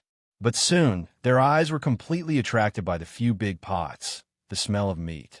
Sun Lang was holding a big spoon, casually stirring the pot and chatting with the chef next to him. "Master, your cooking is not bad." The chef was not a fool. He knew that Sun Lang was an extraordinary noble, so he carefully accompanied him. His pair of calloused hands rubbed together as he said with a silly smile, replying to Darren, "I've taken over my father's household utensils and have been cooking for the army for 20 years. As the saying goes, practice makes perfect. I have some skills. Sun Lang asked casually. Then do you know how to make fragrant chicken? The chef had a subtle look on his face. Young master, isn't that a secret medicine used to feed the criminals on death row to make them brave and fierce? I'm just a chef. How would I know that? Sun Lang was surprised. What? The chef lowered his head and said, this lowly one doesn't know why it was given such a name. I only heard that this medicine was given this name by a certain general or marshal. As for the deeper meaning, this lowly one doesn't know. Sun Lang pondered for a moment before patting his head. I remember now. So there is such a thing. He saw that the 30 selected Slaller fierce men had already arrived at the plaza. Many of them were looking left and right. Their eyes were drifting, and no one knew what they were thinking. Sun Lang waved the spoon in his hand and then said with a smile, Hey, dregs from Flaming. I'm your new master, a citizen of the Empire. I know you're probably very hungry because I specifically told you not to fill your stomachs yesterday. But today, you're lucky because you shouted at least 0. 1 second before those idiots in the pile of shit. That's why you're standing here. Sun Lang waved his hand, and the cook placed 30 bowls on the table. Then, he smiled at the 30 men and said, Line up in a long line. Everyone take a bowl, and come get the steamed buns and meat. The men didn't make a sound. They looked at each other and didn't move for a while. Sun Lang was still smiling. When you first came out, you listened to my words and became very quiet. I'm very pleased, so I'll give you a generous reward. Now, I'll announce the second rule. From now on, my orders must be carried out without hesitation. Because of your good performance, I won't punish you this time. But next time, you won't be so lucky. He thought for a moment and added, By the way, there's a moral accusation in the Empire. It's called torture. It means that if you don't educate people in advance, you can't do something like that. When the person makes the mistake, you can't do it. This is the mainstream moral view of the Empire. But I don't buy it. For scum like you, I like to wait for you to make a mistake and hit you until you feel the pain. Then you'll know that it's really not okay. He still had a smile on his face and repeated, Line up in a long line. Everyone take a bowl and come get the steamed buns and meat. This time, everyone moved much faster. They looked at each other and quickly lined up in a line. Without any unnecessary movements, they cautiously picked up the big bowls on the table and looked at them curiously. Then, they walked towards Sun Lang. Sun Lang was like a waiter in university cafeteria, with a gentle and sincere smile on his face. But under this smile, there was a leisurely feeling that everything was under his control.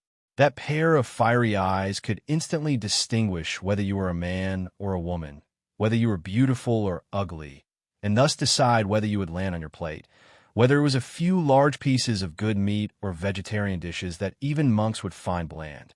He looked at everyone gently. His eyes were full of kindness and friendliness. One after another, people walked in front of him and took a big bowl of meat and 2 big steamed buns. Some of them even thanked him. Very quickly, a man with a simple and honest appearance walked over. He was strong like an iron tower, and he gave Sun Lang a simple and honest smile as he said shyly, Honorable Master, 1 bowl isn't enough for me. Can I eat more? Sun Lang smiled and said, Of course. How much do you want to eat? That Slaller touched his head and smiled embarrassedly. I want to eat all of it. Sun Lang was stunned for a moment before he laughed. You, before his voice died away, the honest-looking man's face turned into madness. With a bang, the big bowl in his hand was crushed into several pieces. The sharp fragments were like flying knives that rushed towards Sun Lang's throat. Then, he kicked the boiling iron pot over. The boiling soup, the red-hot bottom of the pot, and even the fiery red charcoal were poured towards Sun Lang. All of this happened too quickly. Sun Lang was standing beside the iron pot, and the boiling soup immediately poured out. The momentum was so fast that there was no way to avoid it. The burly man's face had already revealed a complacent and evil grin.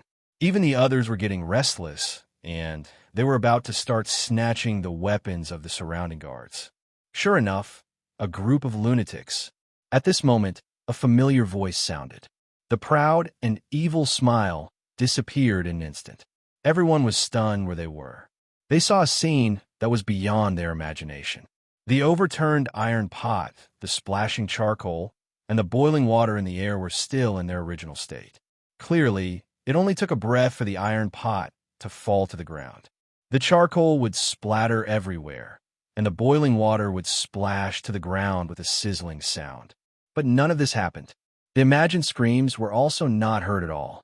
It was as if an invisible hand had stopped everything in the air. It was as if time had suddenly stopped. Then, the charcoal that stopped in the air fell to the ground. The iron pot returned to its original position. The boiling water and dishes fell. The flames licked the bottom of the pot, as usual, making sizzling sounds. Sun Lang looked at the brawny man in front of him and smiled. The brawny man who pretended to be simple and honest felt his life was instinctively threatened. He wanted to take action immediately.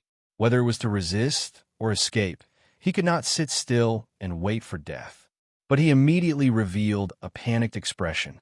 This was because an invisible force controlled his body, making him unable to make any movements. He only heard the damned Empire person in front of him say, "You just said that you want to eat all of it? Okay."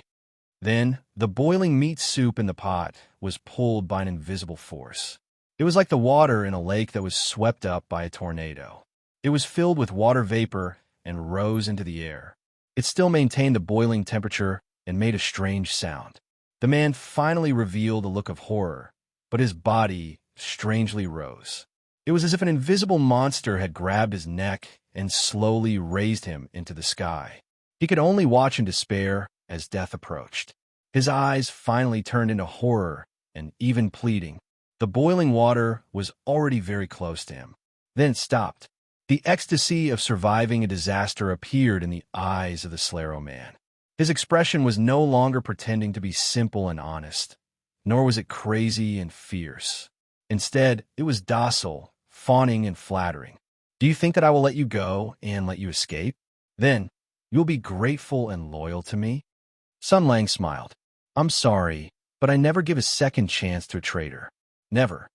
The boiling hot liquid rushed into his face.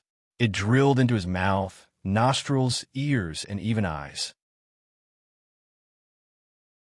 It burned his skin, mouth, mucous membranes, and even his throat and digestive tract. It drilled into the man's body. He was still imprisoned in midair, like a criminal who was publicly executed.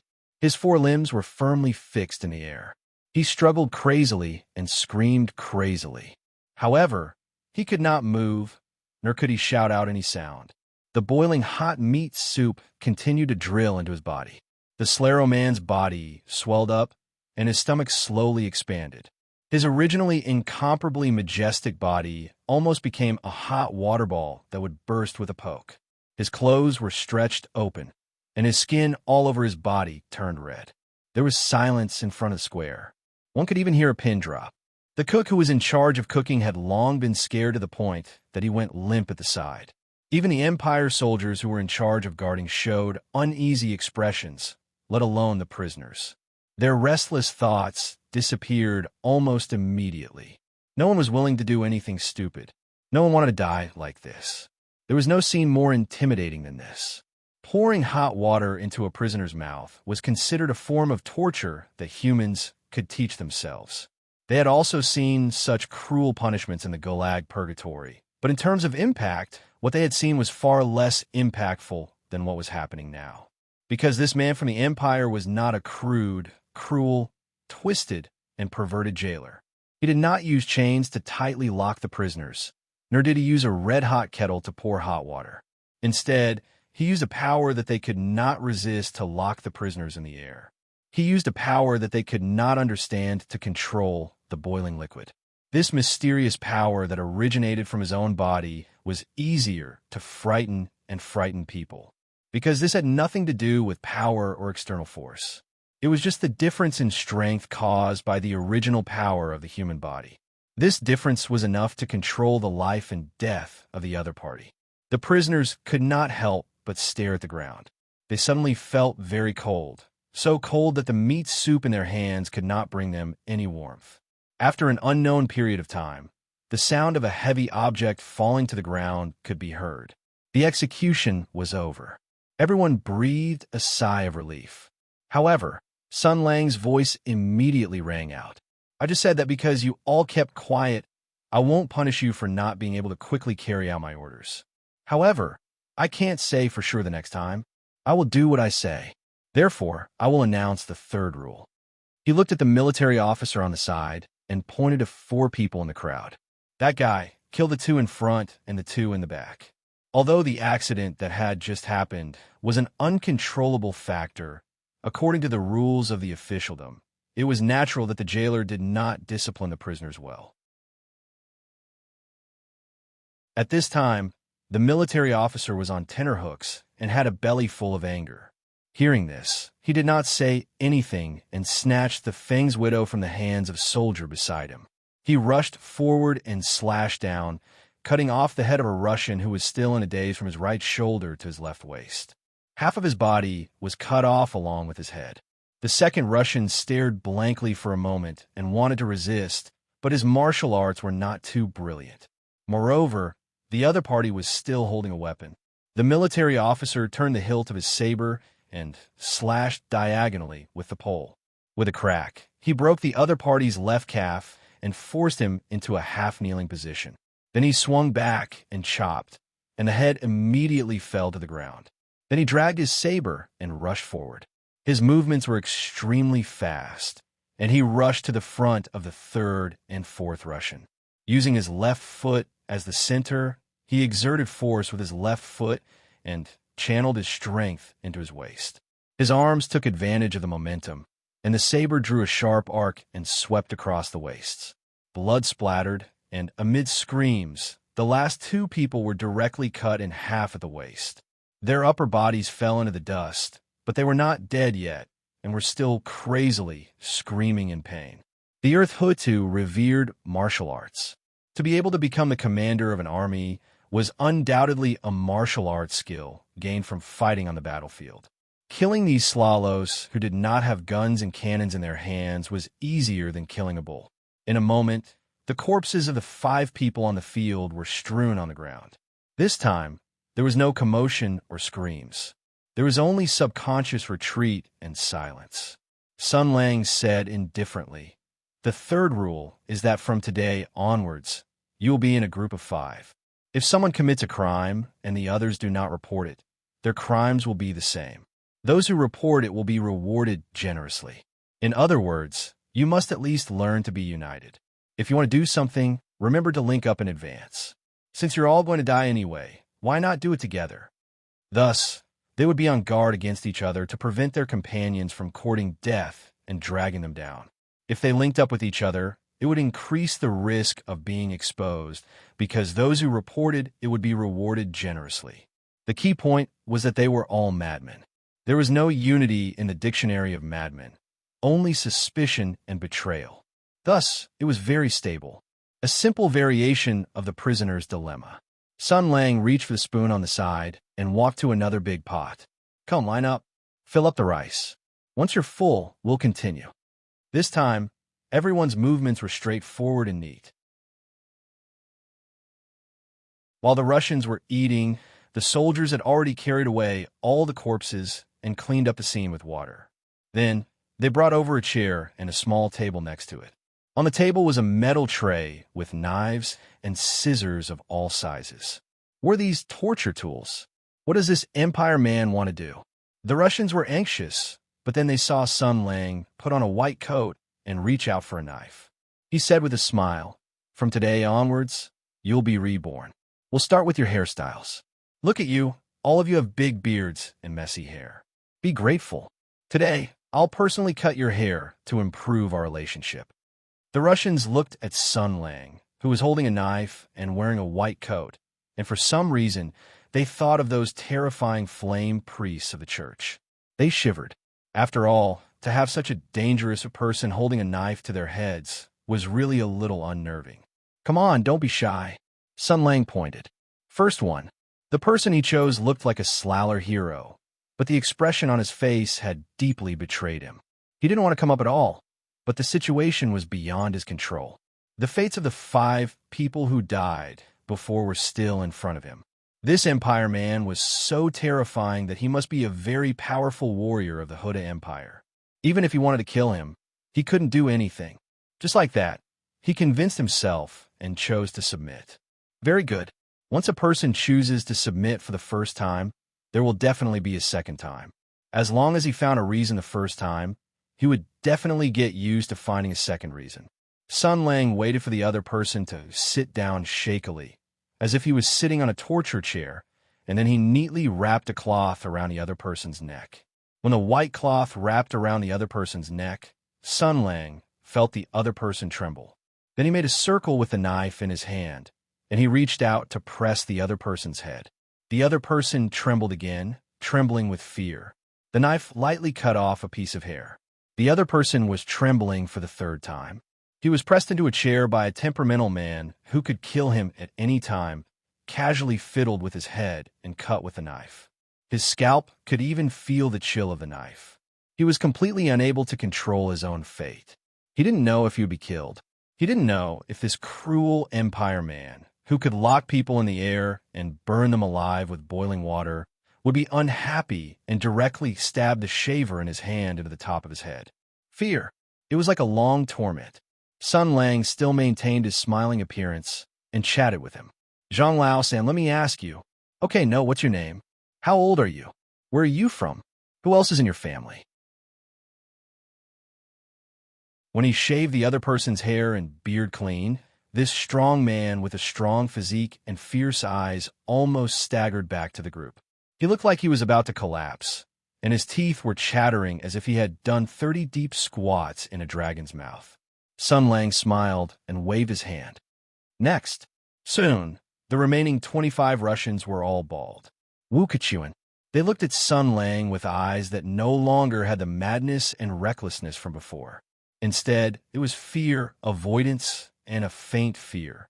A meal of meat, 5 lives, and 25 bald heads. Sun Lang waved his hand, and another 25 soldiers each came over with a stack of clothes. Sun Lang looked at Wu Keqiuan, who consciously stood up and said loudly, "Congratulations, you bastards. Your performance has proved that you have the potential to be hunting dogs. Now put on your new clothes." Looking at these Russians clumsily putting on clothes and shoes, Courier, who had been watching from the side, came forward and said softly, "I never thought of using this method to root fear and establish prestige." Sun Lang chuckled. "It's still early. It's just sowing a seed." Mao Mei asked again, "These methods, how did you come up with them?" Sun Lang was silent, and then he said softly, "I'm not being modest. If I want to become an evil person, I feel that 2 years is enough for me to ignite half the world." The fastest Russian had already put on his clothes and boots and put on the coat. He curiously looked up and down. Courier saw that on the back of the white coat, there were 2 large words written with vigorous strokes. Justice. For some reason, Courier felt that it was very subtle. When they were all dressed, Sun Lang nodded in satisfaction. When he ordered these clothes, he had referred to the standard body shape of Slavic men, and there were 2 different sizes. Now, they all looked very fitting. Now, they had a uniform outfit. Now, they should act in unison and forge a uniform sense of honor and accomplishment. Sun Lang clapped his hands and said loudly, "Okay, lambs in wolf skin. Do you still remember what happened to you before? You were soaked in a pile of shit. That feeling wasn't bad, right? Wasn't it very exciting? Now, we are about to do something even more exciting, and that is to throw those things on other people's heads. Go and collect your weapons and equipment. Move quickly. You're allowed to ask questions, but you're not allowed to make noise. Supervise each other and correct the behavior of your companions. For your own lives, don't do anything that makes me unhappy, unless you want to experience a new way of dying. Listen to my orders, and I will guarantee your safety. Also, bastards, I hope you can remember this beautiful day forever."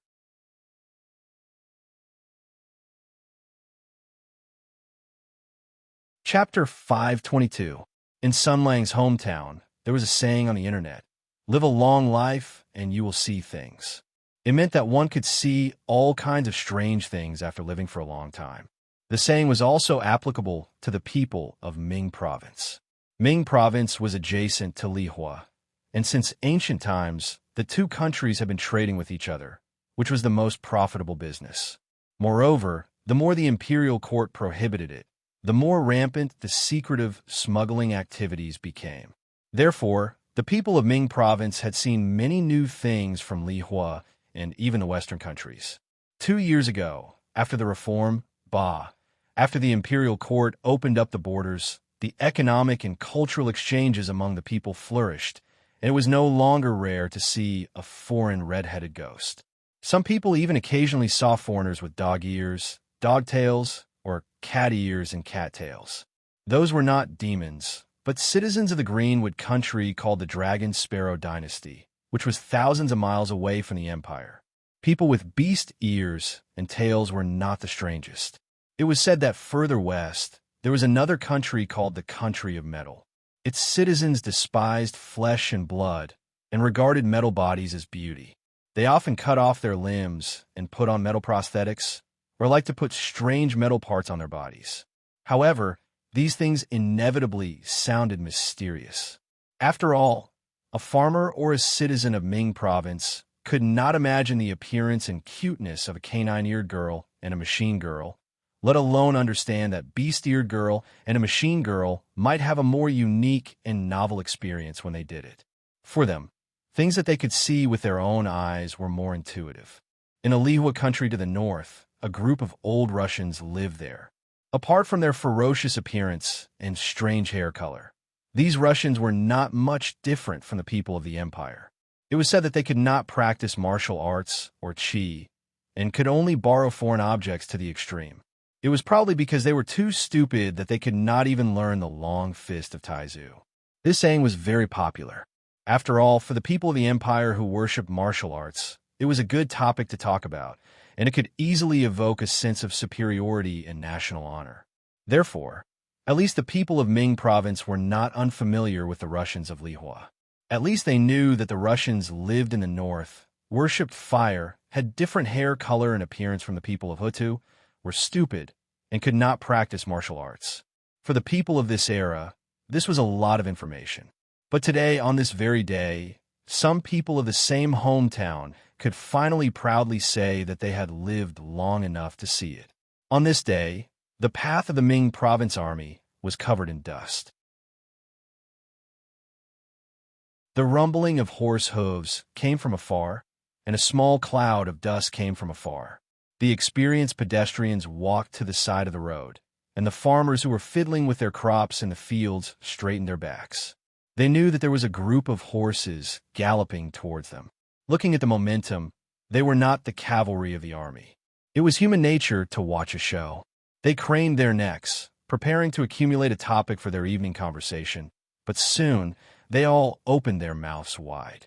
Dust flew up from the main road as horses galloped. A group of white riders rushed over. The sunlight shone on their round and shiny heads, reflecting a strange light. Their white coats fluttered in the wind, making them look extremely domineering. Under the gazes of the passers-by and farmers, 20 to 30 bald men wearing Western-style clothes and riding on big horses, with 2 big words written on their backs, whistled past in an aggressive manner. In the field, an 18 or 19-year-old youth revealed an envious light in his eyes, but then his expression became puzzled. He asked the old farmer next to him in a daze, "Grandpa, why are these Rakshasas shaved?" The old farmer was also shocked. After a while, he said, "It's a group of Caucasian monks from Lihua. I don't know which virtuous senior monk enlightened them." The virtuous senior monk who enlightened these Lihua bald men was among Wu Kechuan.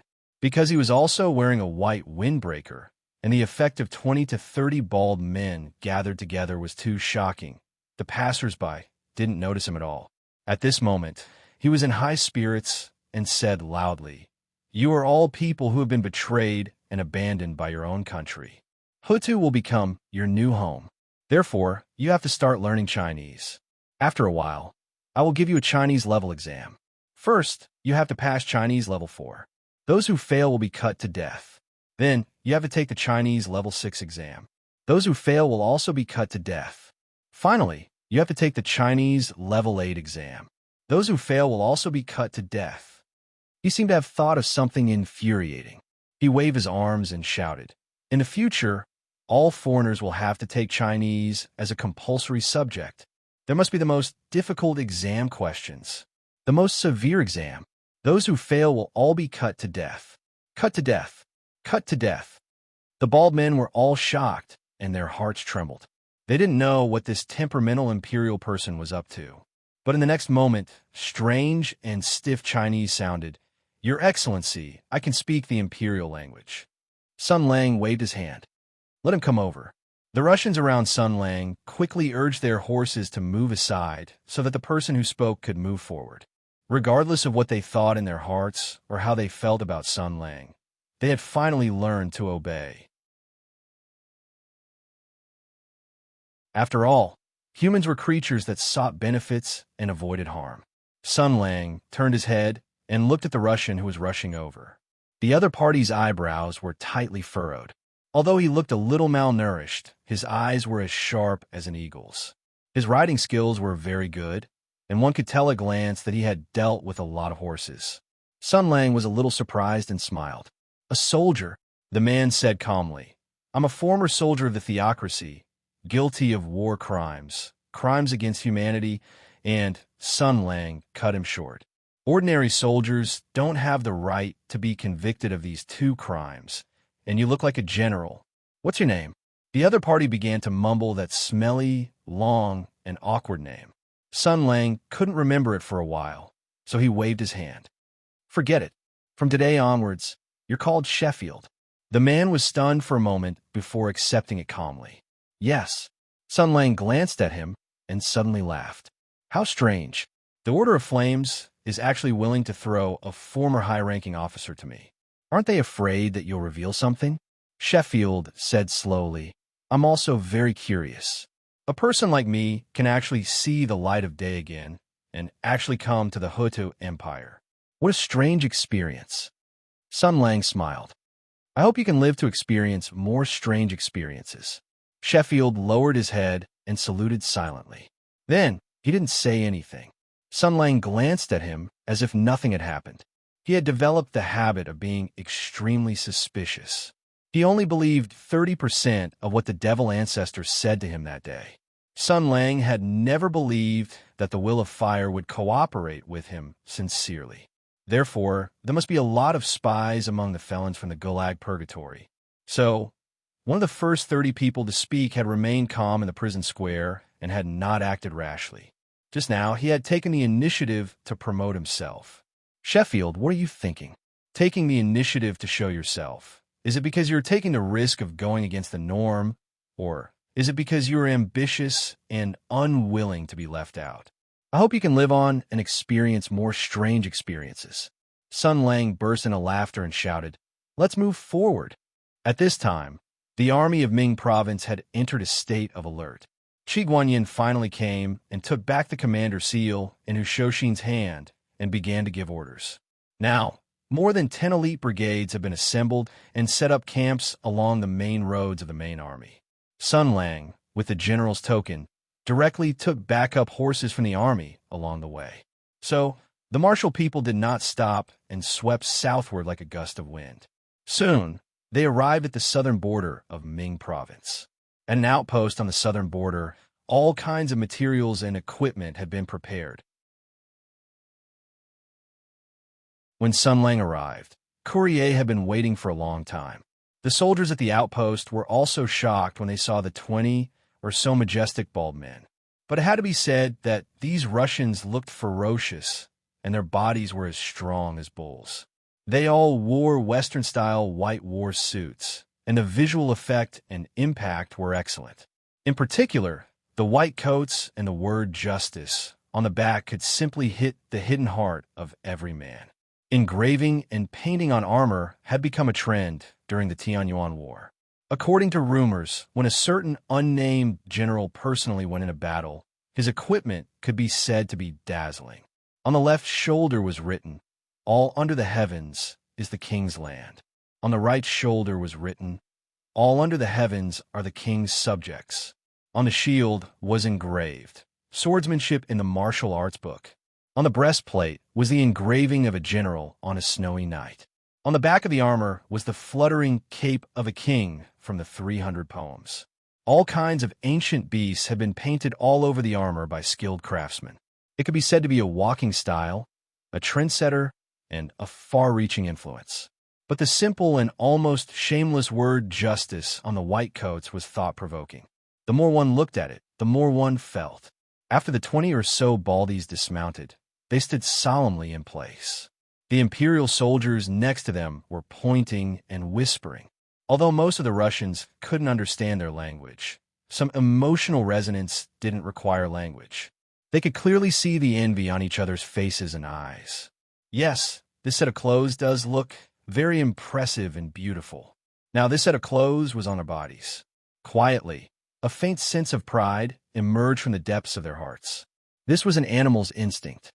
Males wanted to show off their charming side to attract females. This would evolve into a sense of aesthetics and care about their appearance. Although it was just a small sense of pride, many people's backs unconsciously straightened a little.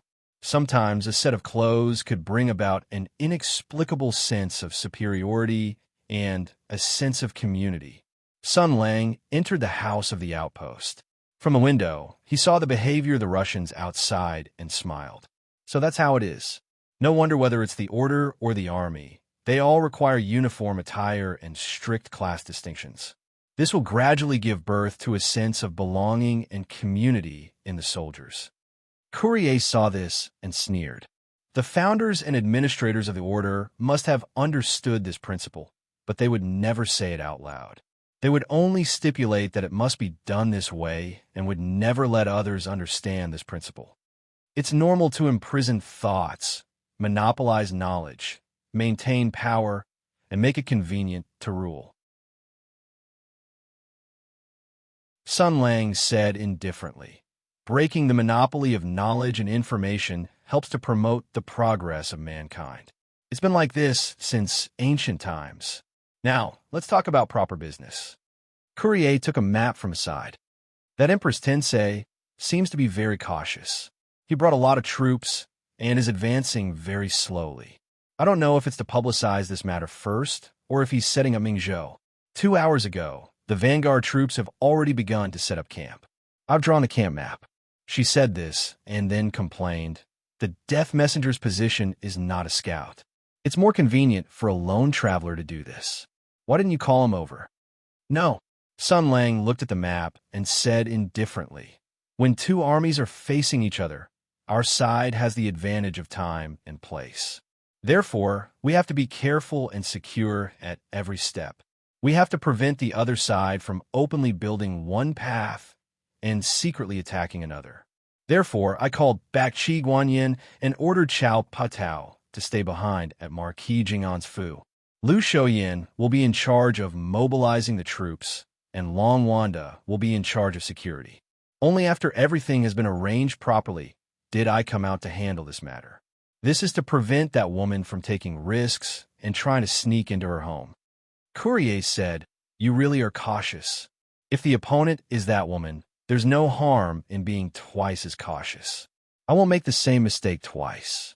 Sun Lang picked up a charcoal pencil from the side and drew a few circles. The layout of the camp is a bit interesting. Unfortunately, the initiative will always be the initiative. The one who attacks first has the advantage. Passive defense will never be flawless, because he threw the charcoal pencil in his hand to the side and said with a cold smile, "Tactics have always been ever-changing." Courier had already guessed what Sun Lang wanted to do and sweated when she heard this. That's right. Even in her dreams, she would never think that you would want to do that kind of thing. Sun Lang looked at the map again and compared the distance. After memorizing everything by heart, he coldly said, "It's time to display our strength." He turned and left the room, walking towards the Russians who were standing in place. Seeing Sun Lang walk out, the brawny men involuntarily straightened their backs. This was a good start. Sun Lang indifferently said, 25 experienced felons who have committed countless crimes, sufficient weapons, reasonable tactics, first mover intelligence, blazing angels providing aerial support, and sword saint-level martial artists accompanying you for protection. This is your first nanny-like mission, just like an outing. He looked into everyone's eyes and smiled. Of course, you will also encounter danger on an outing, but the danger you will face will mainly come from your hesitation and cowardice. You are facing a few regular armies of the Imperium, the Tianyuan troop, who has made great contributions to the Imperium. Their commander is the most beloved daughter of the Imperium and her sharpest claws. You will infuriate them and then face their counterattack. But I can let you live. You only need to obey me and treat my orders as an iron law that must be completed. Do not doubt, do not need to think, only absolute obedience. Only complete obedience can protect your safety, and you will use your lives to prove this point, perhaps yours, perhaps your companions. Then, collect your equipment, listen to my orders, and set out. You're tuning in to the Warrior Lore YouTube channel. Don't forget to subscribe and join us on this journey to catch the most captivating stories.